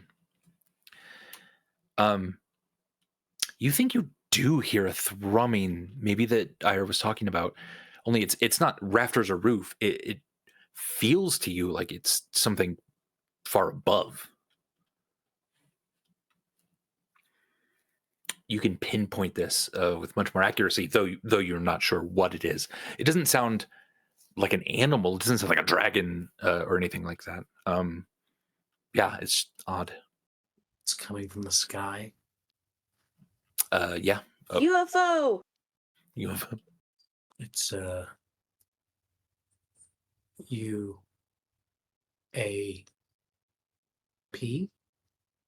now? Is that it? Unidentified aerial projectile? Phenomenon? UFO That's is no different. longer the term. I just don't It remember. is, yeah. Unidentified anomalous phenomenon? Anomalous phenomenon. It's a UAP. That's right. Okay.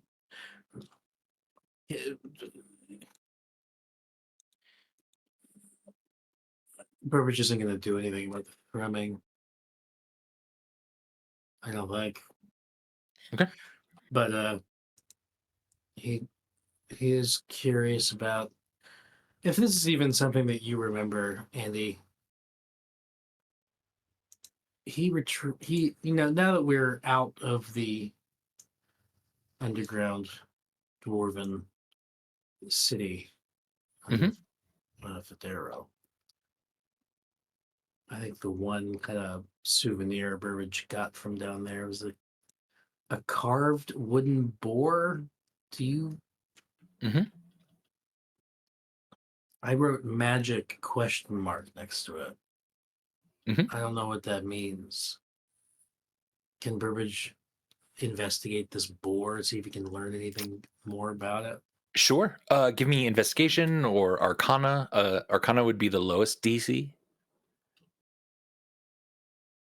Maybe history as well. Arcana would be the lowest DC? It'd be the easiest to get, yep. Rather than Easier investigation. Than investigation. Unless the instructions are written on the outside or something, yeah. Then investigation would be great. But I think Andy's just saying that's like straight like DC, not like based on what your skills are. Like If you have like fucking expertise in investigation. Yeah. It's just the DC is just the level that you have to hit. Your skills or whatever they need to be. But isn't a lower DC make it easier? Yeah. Yes. It's easier to tell if an item is magical through arcane methods than it is by checking the fine print on it, basically. Okay. Yeah. You also, that makes sense. that wouldn't necessarily like help like Stormbringer or other characters at all. It could still be better to go with. That's what they're saying. Like, if you're real fucking good at looking at the things and figuring them out by looking at them, it might be worth doing that. Gotcha. Yeah. Okay.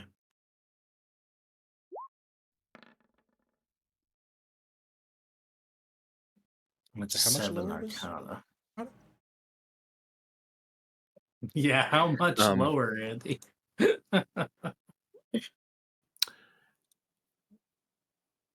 Clem, you are actually the only one that wakes up at this. Everyone else died. No, I'm just kidding. Clem, for an instant, you wake up because you hear just like a really weird noise. You actually, even upon waking, can tell what it was. It was the sound of a wild boar screeching. And you look over at Burbage, who moments ago accidentally triggered this small figurine to become a real life giant boar, and it popped into existence and squealed and then popped back into its figurine form. And Burbage, you're just kind of looking a little sheepish. And Clem's like, what the like, why is there a boar sound? Like, and you barely are focused on it. You're kind of just sleepy. Just like I go fucking back to sleep. Probably. I do kind of just like look at him and just very quietly, so as not to wake anybody else, say, "Do you need help?" No, you had a weird dream. Go back to bed. Go back to sleep. That's bullshit. Don't lie to me. But I turn over and go back to bed anyway. Okay. So it is magical, and you're pretty sure you know what it does, but you don't have any idea how to control it right now. Burbage immediately wakes Clem back up to take her watch. Right. Oh, I thought you meant to steal my watch. I was like, I'm not wearing a watch. And then Take your watch. Yeah, you kind of like regather yourself after the boar, and you're walking over to Clem. And then you hear, my boys, they always slept so peacefully. And you freeze God as you damn it. freeze as you look up, and the deformed face and figure of Tom Waite is standing silently over his children. Above him in a ceiling, you now see the source of what smells like sulfur, and a warmth that is sickly somehow. And he's looking down at them and slowly turns his head to see you, and it reveals now half of his face is dark and black with a glowing red eye. His left horn curves all the way back around by his chin like normal, but continues on further and further, comes to a sharp point, and etched runes on that horn are now slightly glowing a deep red. You are friends with Caloran, aren't you?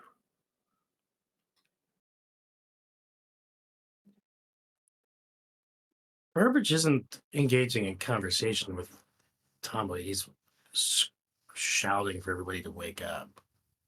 Okay. Everyone awakes. Good Burber's bait. like, fuck you. Nice try. I Do mean, we- it's- Does count Not gonna as talk our way rest? out of this one. Everyone wakes up to the sound of Burbage screaming. Do we get a long rest after 3 watches? No. That's like at least 6-7 hours. Has to be 8. Not quite. Yeah. Andy Okay. hates us. I know. He's Now- just dumb. Okay. Only Let's thing all that kill I'll him. only thing that I'll throw in, Yeah. potentially. How are we starting the time for sleeping versus watches? I would imagine that the first watch goes when people fall asleep. Yeah, but And if you I do don't think 2-hour everyone fell asleep at the same time. Like, I thought that some of us were up longer after Hikari had gone to sleep and then Stormbringer had gone to sleep. I Exactly. feel like Hikari at least got a full sleep. So you need 8 hours total of rest and sleep. It's like not quite been 8 hours for Okay. Hikari yet, with the rest included. Since Okay. they went immediately to sleep. So this is what I'm seriously proposing. Let's not go after the fire army or bail it. Let's all band together and find this fucking dungeon master who's the real one pulling all the strings and kill him. Wow. Just a proposal. Come at me, bro. I don't know. I take Darcy in a fight. Okay. Welcome, friends, to a new battle map. God damn it. So short rest. What? Tell me. Oh yeah, I guess a short rest. Short right? rest, I would count a That short rest. thing. If you have anything you wanted to do, you could do that Okay, during that just short do rest. some hit dice. Quick mechanic question, because Yes. I'm new to being a sorcerer. When do I regain sorcery points? Long rest. Yeah. Oh damn! Yeah, you get almost nothing on a short rest. Yeah. That's kind of what I figured. In fact, like it's very few classes give you shit. I thought I You was can a roll rogue. dice, right? For hit Ire is a rogue. Multi-class, I think. I multi-class. Oh, okay. Is this thing here? This is Tom Waite. Or the Well, yes, thing- it is. Yeah. Isn't Tom Waite the name of a singer? Anyway, okay, cool. Tom Waits. What? Okay. All right, friends. Let's go ahead and roll initiative since we kicked it off with a scream. I would like to argue more with you because I think it's funny. I'd like to argue that Burbage's scream was like so high pitched and scary for alarming for Tom that he's startled. He wasn't expecting Burbage to scream. Sure, roll intimidation, Burbage, if you want. Sure. I'll I'm do just that. picturing his scream like the beginning of the immigrant song.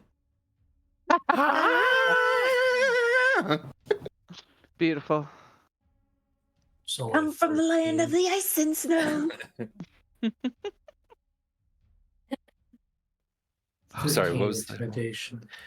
13's not mean- amazingly Nat 20 on intimidating. initiative. Fuck. Cool. I'm sure you had some really cool stuff that you wanted to say and convince us of. Andy, quick question. Yeah. What do I know about these rods, these metal rods that I was given that I'm supposed to use when we see him again, right? Sure, if you want, sure. Well, there was instructions given to me. Yes. Quick instructions. I mean, yes, that not like a these- list, but These are things that could sort of sew reality back together. And did these- I get the feeling like I needed to like impale him with them or like hold them while we cast something or just have them near him? Just knit near him with it. we had seen before, whenever we killed him, he turned into ash, and that ash flowed back through the rip in reality. That was a portal, but was more like reality parting than a portal. You do see that rift upon waking. It is right up here. Two large, what look like kind of devilish horns have grown out of like the side of the upper wall, and this black portal sits between them. Do I get a specific vibe of what I should do with these? Or is that like on my turn I have to think? I mean, I'm assuming I thought about it at some point in between, like. Probably. I think the instructions were very, very quick and weren't super clear. But you do see a rip in reality. So something that sows reality might have to do with that. Gotcha. Thank you. Mm-hmm.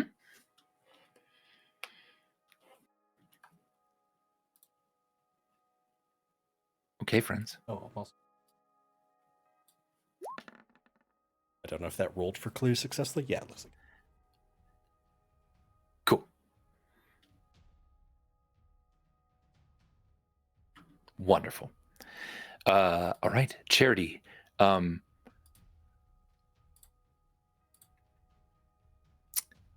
think the reason you are able to act quick enough is because as Tom Waite was leaning over you, you slowly started to wake up, and then at the sound of his voice, began to prepare yourself. There's no talking. You're in 100% agreement with Burbage. There is strike hard and fast. That's the strategy. Is Black Tom immune to fire? Because we fought him before, so correct. No, I just don't remember. He did not take damage from the fire wall that. So no fire. Seems like fire. Why do you always do this to me when I'm like all fire spells? I don't choose your spells. Choose better spells. Can Burbage, right after the shout, have like maybe sent a very quick message to Charity? Sure. He would have just said like, he seems to be asking if we're friends with Catherine. Just to kind of give Charity a sense of like what he was about to want to have a conversation about. When he said Calorin, he motioned toward Charity. Oh, he doesn't call me Charity. He calls me Calorin or Wrath. Oh, that's so confusing. Fucking dead naming Charity here. Yeah. Yeah. Okay. Be fair. Wow. Charity does actually use Calorin in his name. He does when he's more serious about That's it. But true. yeah, he more knows your name and what you would prefer to go by. And doesn't care. Yeah. If he was motioning toward Charity, I don't think Burbage has to send a message. Okay, fine. A joke message would be like, he wants to know if we're friends. Can I say we are? Charity would. I also wanted just to add to your flavor there. I feel like considering I still have the dagger of warning, Charity heard like whispered in his mind like, it's coming. Through the sleep, and as he's waking up, Charity's response was, I know. On my turn, disengage. Okay. I'm gonna roll out from under Tom and pull back to here. Bonus action on my turn, will be casting Spiritual Weapon at 4th level. On Tom, essentially. Yeah, no. Let's just put it like so it's maximally inconvenient. Okay. And then that is a 28 to hit. That would hit. 15 force damage. Okay.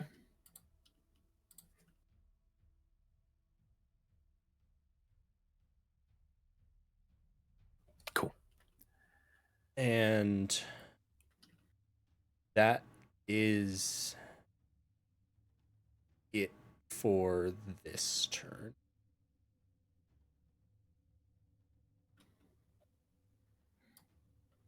And then I assume it's immediately my turn again. Indeed.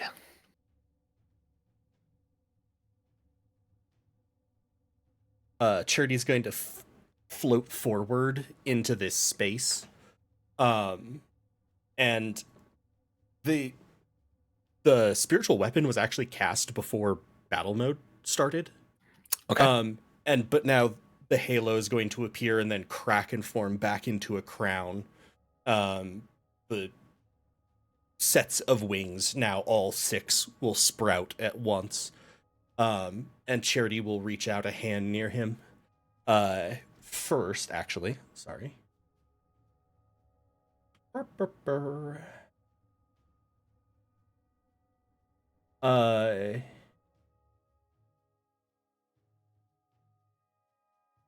Stormbringer, Burbage, Clem, and Hikari. You can't see Hikari yet? I don't need to. Oh, great. Then It's just within 60 feet of me when I activate battle mode. You all gain temporary HP. You gain 24 temporary HP. And floating here in the middle, Charity is going to sort of focus for a second, and feathers from each of the wings are going to drop off and land. My soul to yours, my power to you. Rise, storm and the flame, the hero and the flame, the vial and the flame. Casting Family's Flame. Clem, Stormbringer, and Burbage will sprout 1 pair of wings each. They have a flying speed equal to their walking speed, true sight out to 60 feet, advantage on all charisma saving throws, and whenever they hit someone with a weapon attack, they can add 2d6 radiant. Damn. I like picturing us all sharing 1 pair of wings, not 1 pair of each. And with that, Charity is going to have the spiritual weapon smack Black Tom again. Okay. And then we all hop into our Megazords.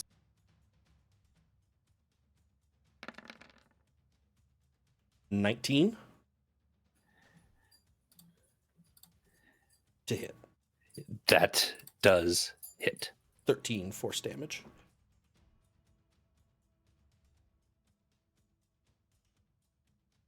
Cool.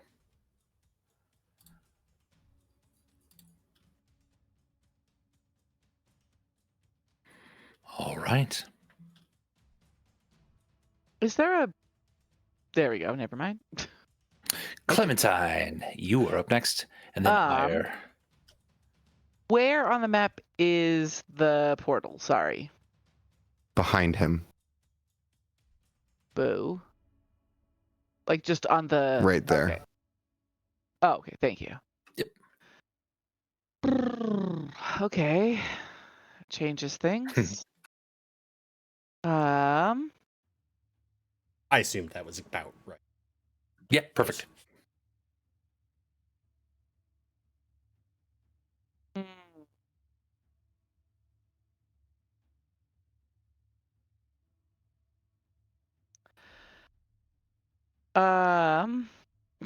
I'm contemplating if it's smart to like cast invisibility and try to get over there behind him, or just see if somebody else can like pull him away. Okay. Sorry. I know this is fun to be a part of. I'm going to... Can I party line message cantrip during a fight? As an action, I think, or a bonus action? Whatever is casting message, I think it's an action. I don't know. I don't have message. It is an action. Yeah. Boo. Stormbringer looks fucked up. Yep. Is that true? Okay. Yeah. I just, I'm pretty you know. fucked up from our fight with the angels. It's also fine. I'm fine. I'm gonna rage, and I have temporary HP. Don't worry about me. I'm going to go up to Stormbringer. Mhm. And I am going to cast Cure Wounds at 2nd level.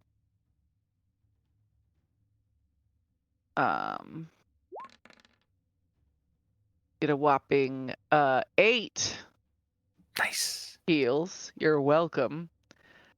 I rolled a 2 and a 1. Wow. Hey, everything counts. Everything helps. And then I am going to whisper to Stormbringer. Because I want to not have him know of my plan. I'm going to whisper. I'm going to tug you down, so that you can actually have me whisper to you. So I think all those people at the last battle gave me some stuff to help us, but I have to get to that portal. And I need to get to that portal when he's not right next to it. And he needs to not know that I'm doing this. So can you somehow move him the fuck away from the portal so I could get working on it?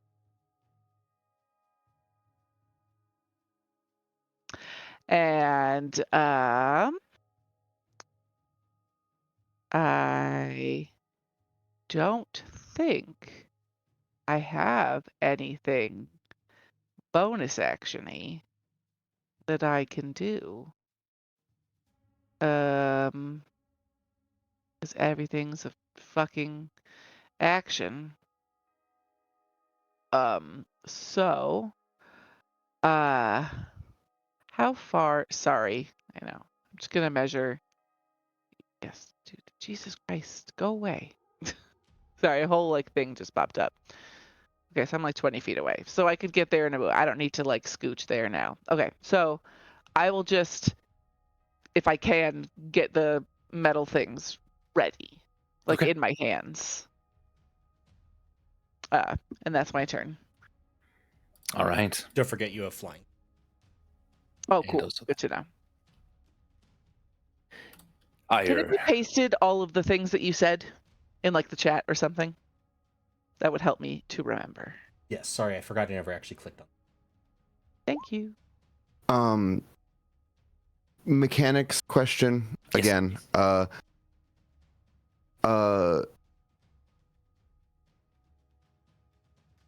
Can you only use a reaction when it's not your turn? No, I don't think so. I think you can. It takes. You get The one re- reaction per round, Yeah. which you regain at the start of your turn. You can trigger it whenever.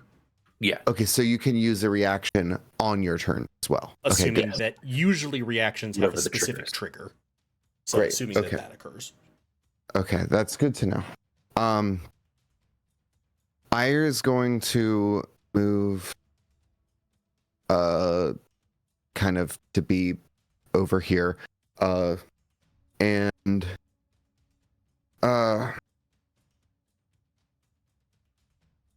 I am going to go ahead and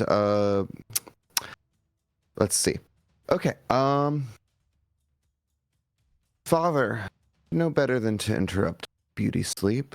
And I'm going to use 3 of my sorcery points to give him disadvantage on his dexterity saving throw against my lightning bolt. I like it. Oh, I said roll damage, but instead I just listed the attack. Ire rushes over to all of you, turn right in front of you, Stormbringer, and says this.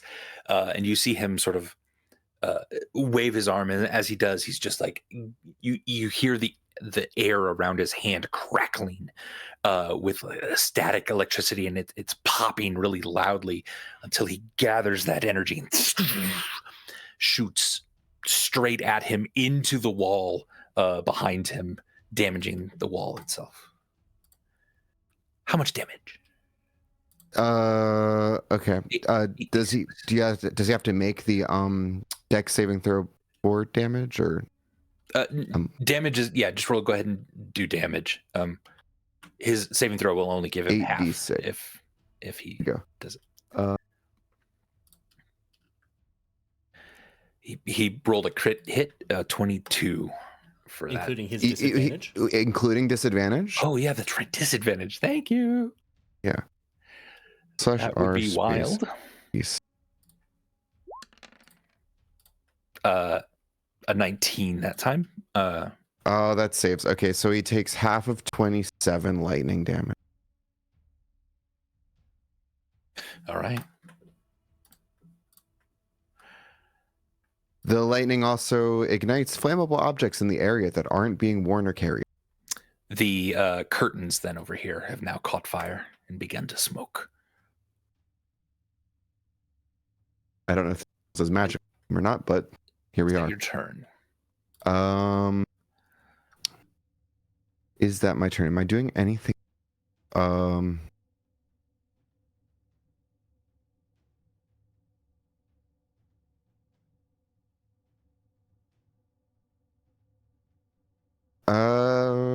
That'll. I would like to get behind the tank, so I'm going to actually move. Sounds good. If I am still able to be in that space. Mm-hmm. Okay. Cool. All right, that's my turn. Oh, sorry. I also would have. I'm drawing. I would have moved back. Fair. Gotcha. All right. His turn. He's gonna look at Clue, who is now like snorting this flame and fire and smoke at him. He looks at the glowing sword in front of him. And then very quickly he rushes right here. Does Clue get opportunity attack? Both Clue and the sword will. Look, Rachel, I did it. Yay. 24 to hit from Clue. 13 bludgeoning, 8 fire. Okay. And his hooves are magic. Yes, because they're on fire. Excellent. And then spiritual weapon.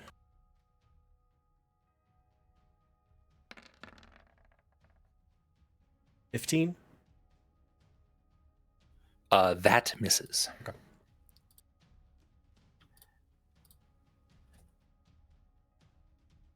All right. He rushes over here, and you see him now looking around. He kind of looks over at Burbage. You're so noisy, all of you. But every time you murder me, I just get purified. Don't I? I become something greater. What I was trying to do to the two of you. I'd rather just see all of you burn. And from his feet, one of them being a hoof, this glowing ember begins to seep into the stone itself, almost catches on fire, and then everyone in this room will go ahead and take. Was this a spell? Not a spell. Okay, want to make sure. Do we do any saving throws or no? 50 fire damage. No saving throws? No saving throws. Wow. Does Burbage's uncanny dodge come into play? It is an effect that you can see. Oh, hey.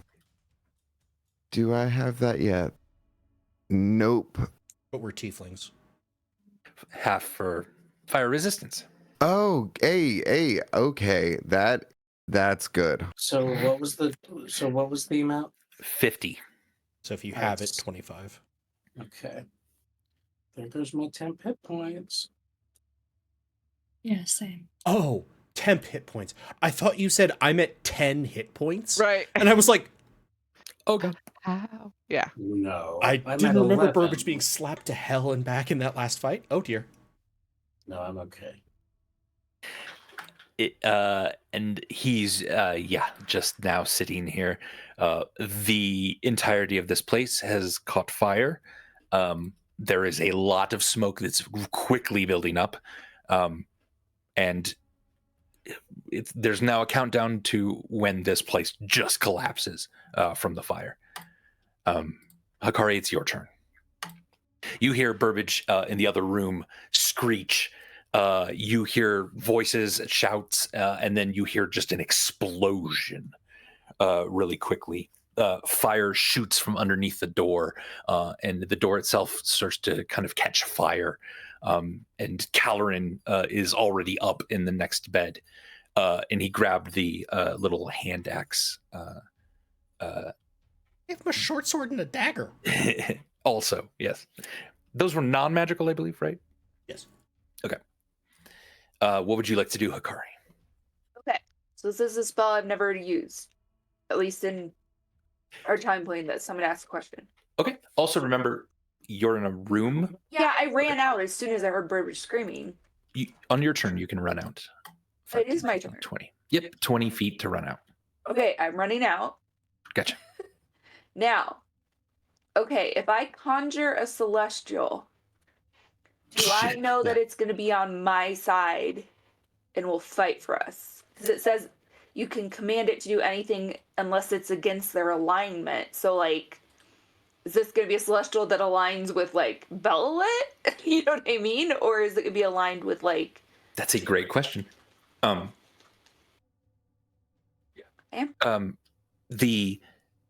Your god is the one that picks the celestial. Okay. You would imagine then that would not be friendly to Behelit. Okay, so as soon as I run out there, I conjure a celestial.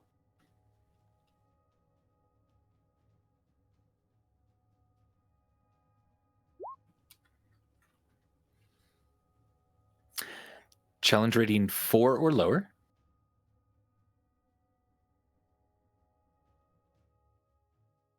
Challenge rating 4 or lower. So you get to pick a celestial monster.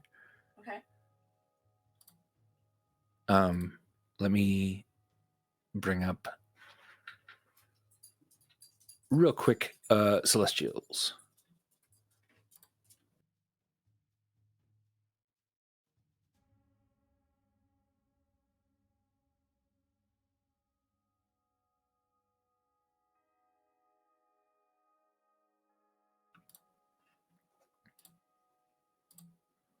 Okay.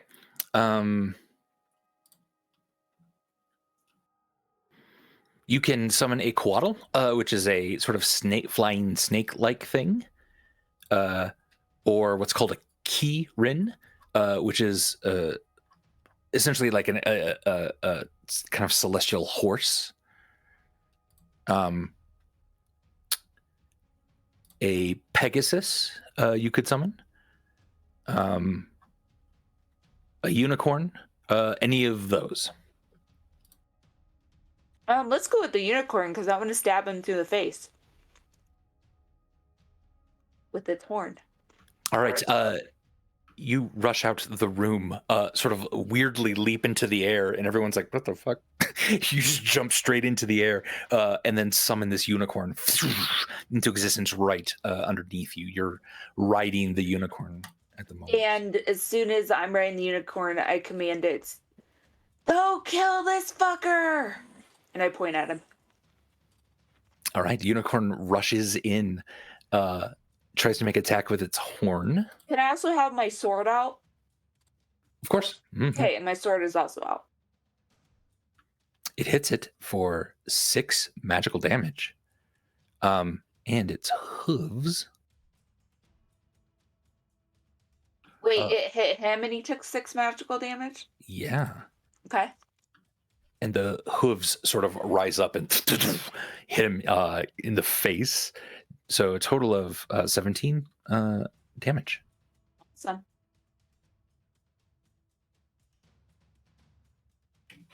Wonderful.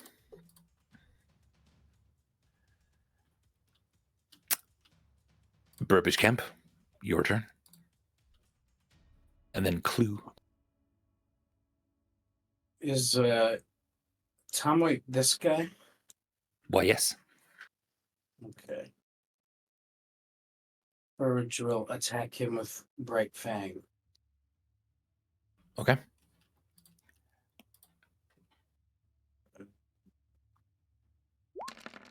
Give me an attack roll. 21 21 hits. for 11 piercing, 7 cold. And I think I get sneak attack. Right. Yes. Basically, every square around him is filled with an enemy. So I think it's a total of 56 damage. Or 40, 18 plus 28. 46. All right.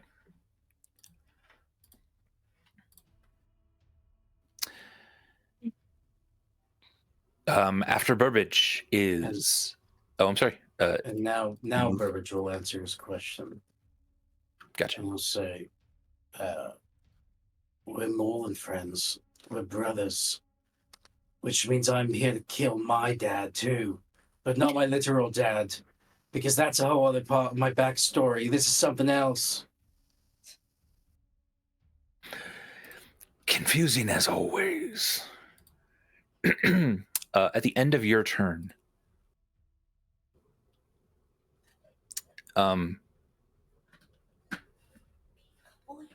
he is going to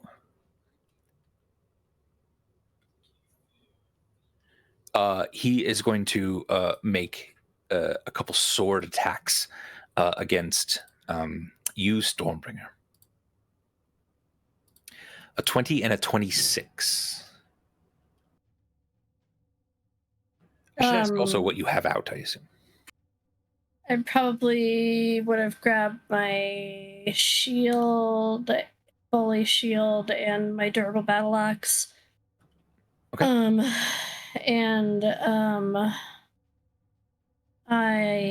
The 20 doesn't hit, but the 26 does. Okay. 25 slashing damage and 23 lightning damage. How's he doing that? Is that like a second turn of his, an initiative? This is a legendary action. Well, What does that sum together? 48? Yes. I'm not raging yet. That hurt a lot. Is that just to Stormbringer? Yeah.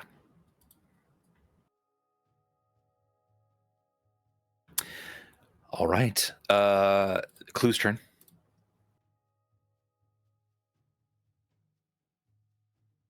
Do any of us... Well, okay, no. Does Charity know, or did Charity know, about the knitting needles of reality? I imagine that was pretty big to share, unless, Clem, you wanted to keep it a secret. Well, what do you mean?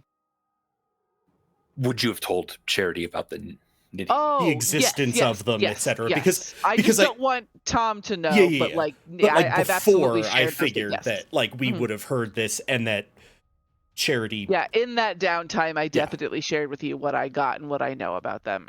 Cool. Come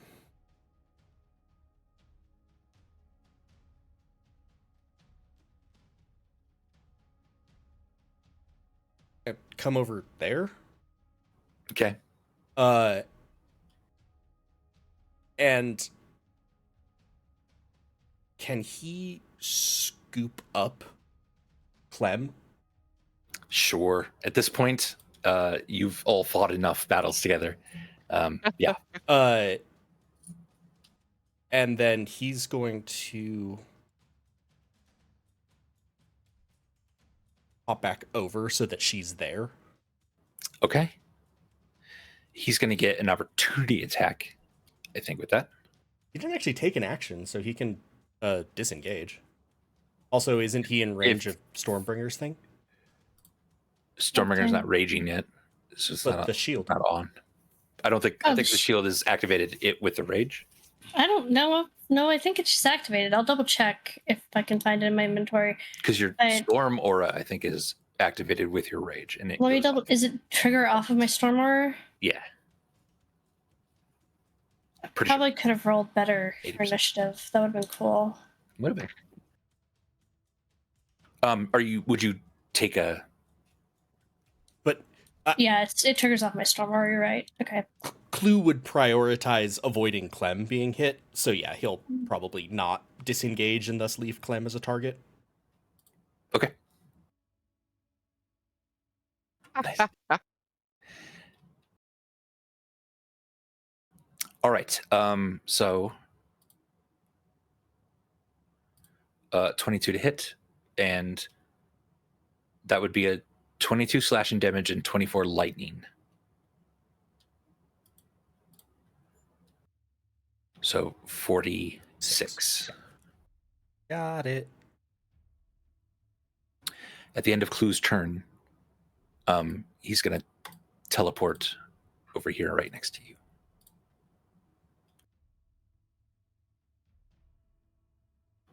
And Stormbringer. Fucking finally. Okay, I'm raging. I guess technically I will wait until I've moved over to him to rage so that I get the first round benefits. Okay. So I'm raging. He's gonna need to make a DC. Oh, I want to say 17 dex save. DC 18. Sorry, DC 18 dex save. DC 18 strength save. And my fucking shield is functional now. His dex save was 5, and his strength was 19. Okay, well, he can teleport anyway, so I don't think that would have mattered that much. So he's going to take 11 lightning damage.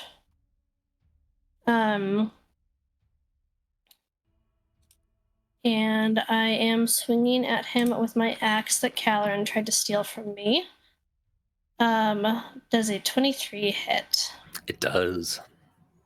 So, 14 magical slashing damage plus. Oh, there goes my camera. I told you that would happen at some point. I'll fix it in a sec. Plus 4, so 18 total damage. Second attack.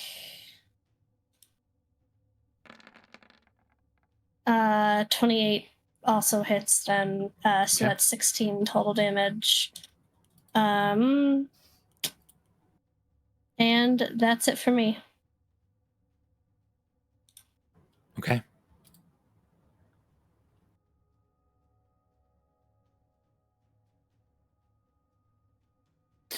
Okay, Caloran rushes out, sees the nonsense that's going on, kind of maneuvers himself around this a little bit.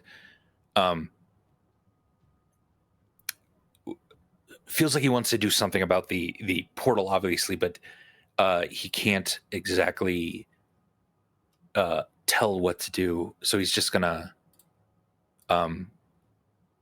attempt to banish this individual.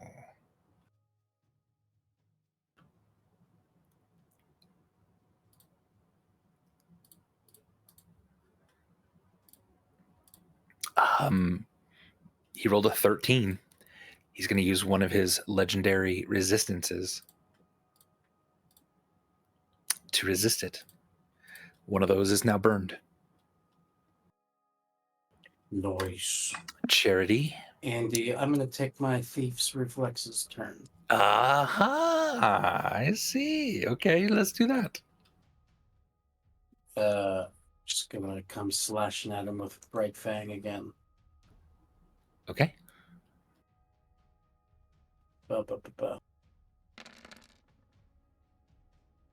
30 hits, yeah. Jeez. All right, now roll sneak attack too. So sneaky.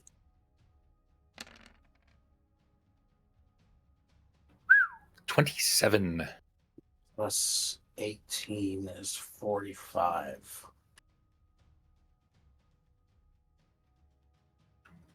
You slash into him.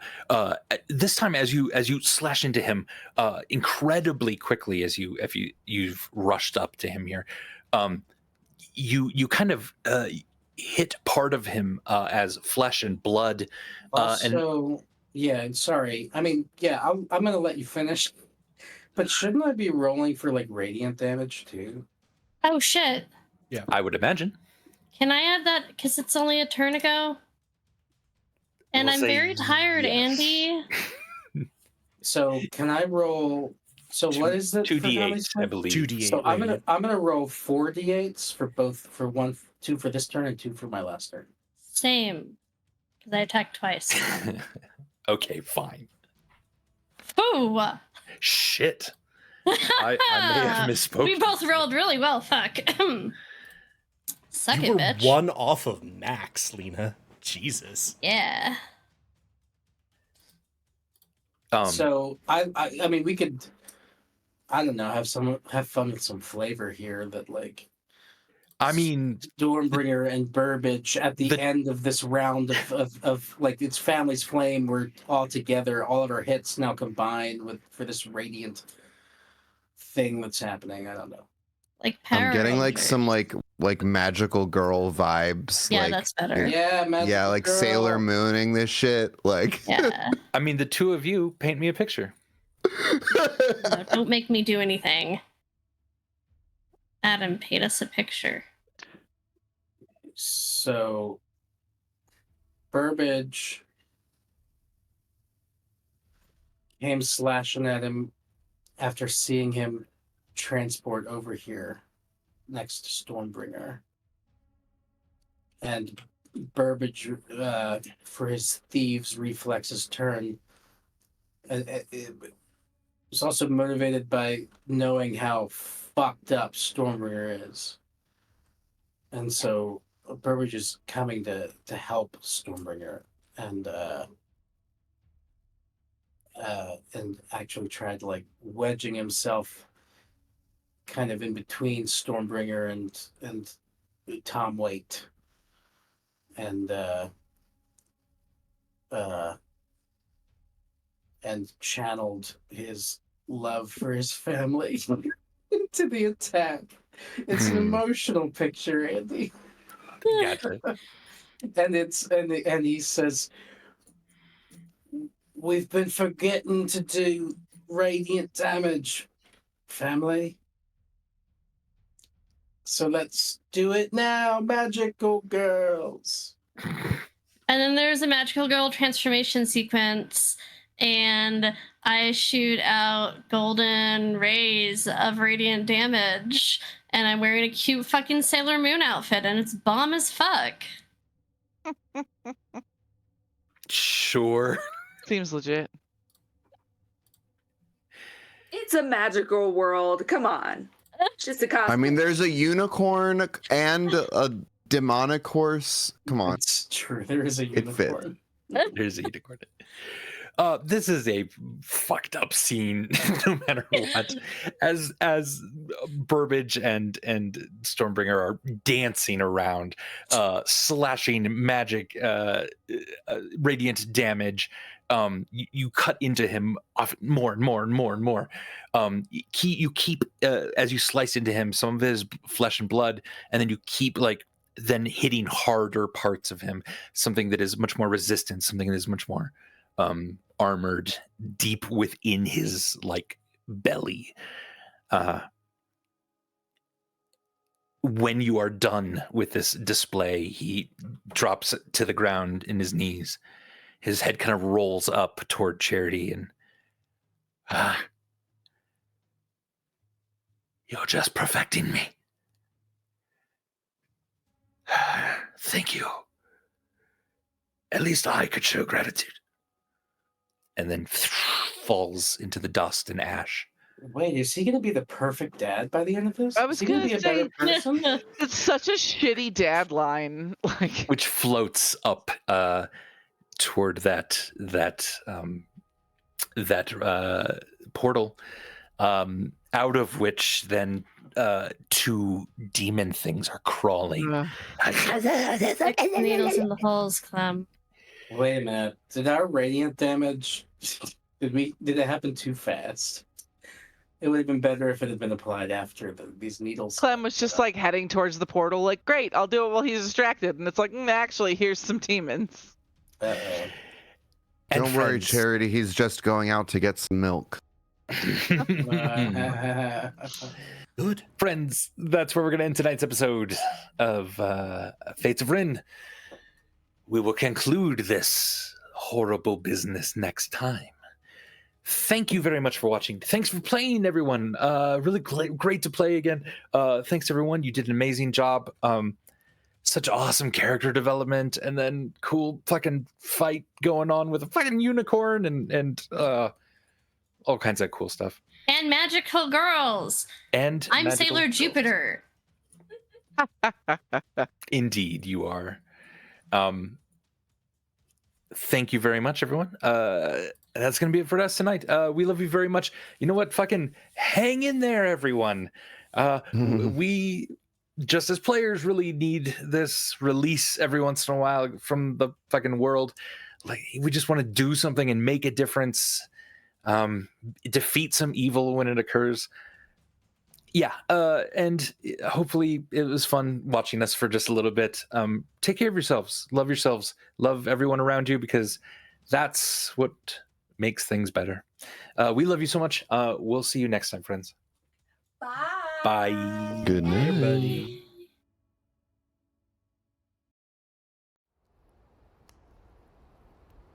Lonely she walks down beside the green river.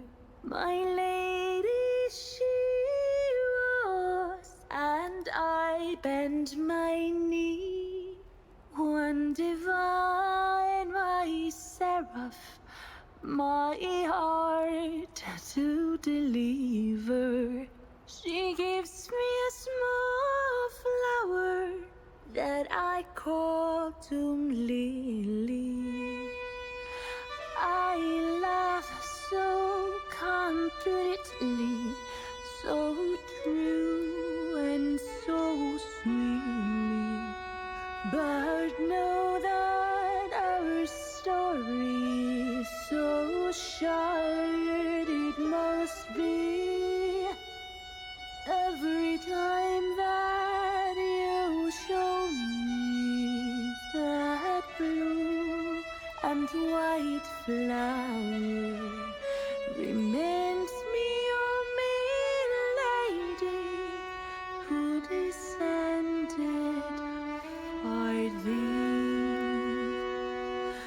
When she